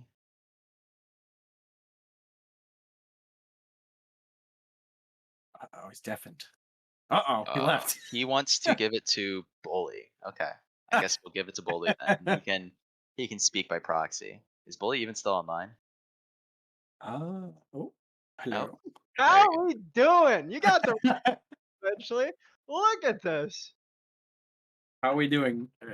Caridian 2, Electric Boogaloo. Yeah. So how Dude, how these how's guys life in the top lane? Actually, before we get started into important stuff and just talking about the games, talking about what happened, tell me what happened in that 1v2. We kind of missed it a little bit because other things were happening. What happened in that 1v2 under your tower? oh man, that was crazy. So I see them stacking on my tower, right? And TJ's telling me back, back, back. And I say, TJ, I'm being 2v1'd, yes. But this is Chuck and someone related to Chuck. And I take it on. And they go at me and I knock them both up, hit them with some nasty chain CC Orn mechanics, and get the double kill. And TJ Oh, and I were okay. crying That's laughing the whole time. that's excellent. Yeah. Okay. Yeah. So what happened when you got solo killed 2 minutes earlier? All right, so you see, I was lagging really hard. It was winning till I got outplayed. I don't know how many more Verd bingos I have to hit, but Verd made a nice bingo sheet for me. I think I just got someone a bingo. But dude, my team, this is just insane. I don't know how you guys ever pick a best player. I mean, I do because I'm on this team. But like, other than that, Abron's nuts. Caridian is the last pick of this draft. Yeah. Props is due. You guys all played really well. I for sure can't pick a weak one. I think you guys all played really, really strong, especially in this week one showing, and maybe a little bit of a happy draft in the second game, but kind of just limit testing, right? Heck yeah, we're limit testing a little bit. We have fun. All the talk about TJ has an attitude. TJ has this. Aborn's a very controlling player. I mean, yes, they can both be true, but we have a great time on this team. You're not going to see, I got a little bit of flame to spit here. You're not going to see anyone on our team fighting, flaming, taking anything personally. Certainly not going to broadcast that on stream because that would not be like a good neighbor. But we are going to keep our team together. We're going to show up to practice every day. This team is the best vibes in TCL, and I don't see how we don't pop off as the best team this split. It's really free. How you don't pop off. It's really free. Those are some Wow. more Okay. bingos. So Everybody write some that very down strong now so free. you can look Yeah. for it later. Yeah. I mean, honestly, that's features on tier with "I Have a Dream," and I think is especially fitting to commemorate Memorial Day with our season 3. So excellent. Thank you so much, Bully. Do you have any Yeah. questions, Wally? Um,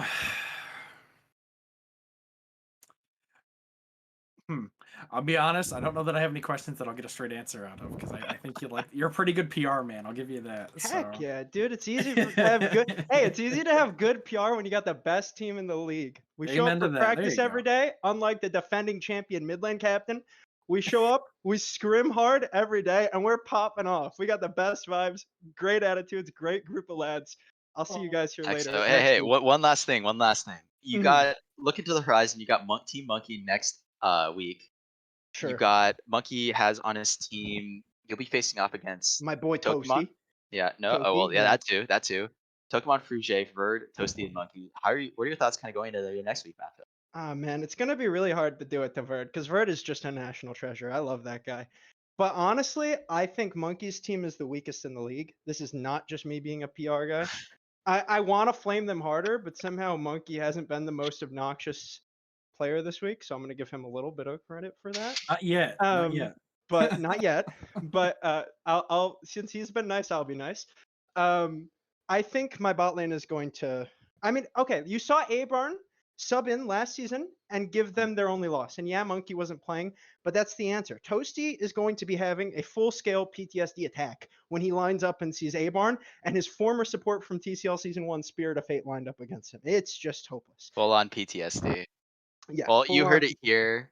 Full on PTSD. Toasty going to be having flashbacks to Nom, flashbacks to the swamps and the not so nice periods of his life. But at the same time, we have a whole slate of week 1 games coming at us. Thank you so much, Bully. Thank you so much for coming and taking some time.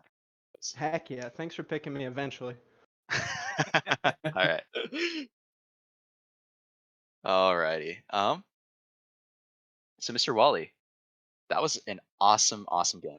Yeah, I mean, best world, right? We have a knuckle dragger, like knuckle drag out for 3 games straight. Knuckle dragger, yeah. We have a But knockout drag. now you got, There we go. now you Knockout gotta put a dragger. That's what I name. wanted to say. Now you gotta attach a name to that. You can't just say that and leave us with that.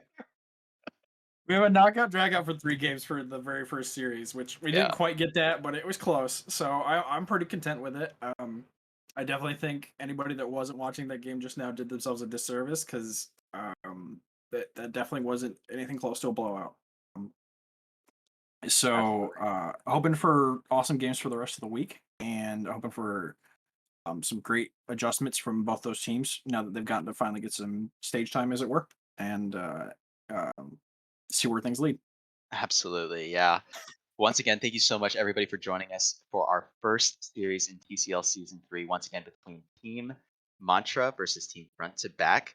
It was an absolute banger, went the full distance, and we had a great time hosting. Once again, I'm AI Box, joined with Wally Warp. And a big shout out to Mr. Zolik, Mr. Steve himself on production. I hope you'll stick around for the rest of the games this week, and we'll see you later. Bye bye. Yeah, have a good night, everyone.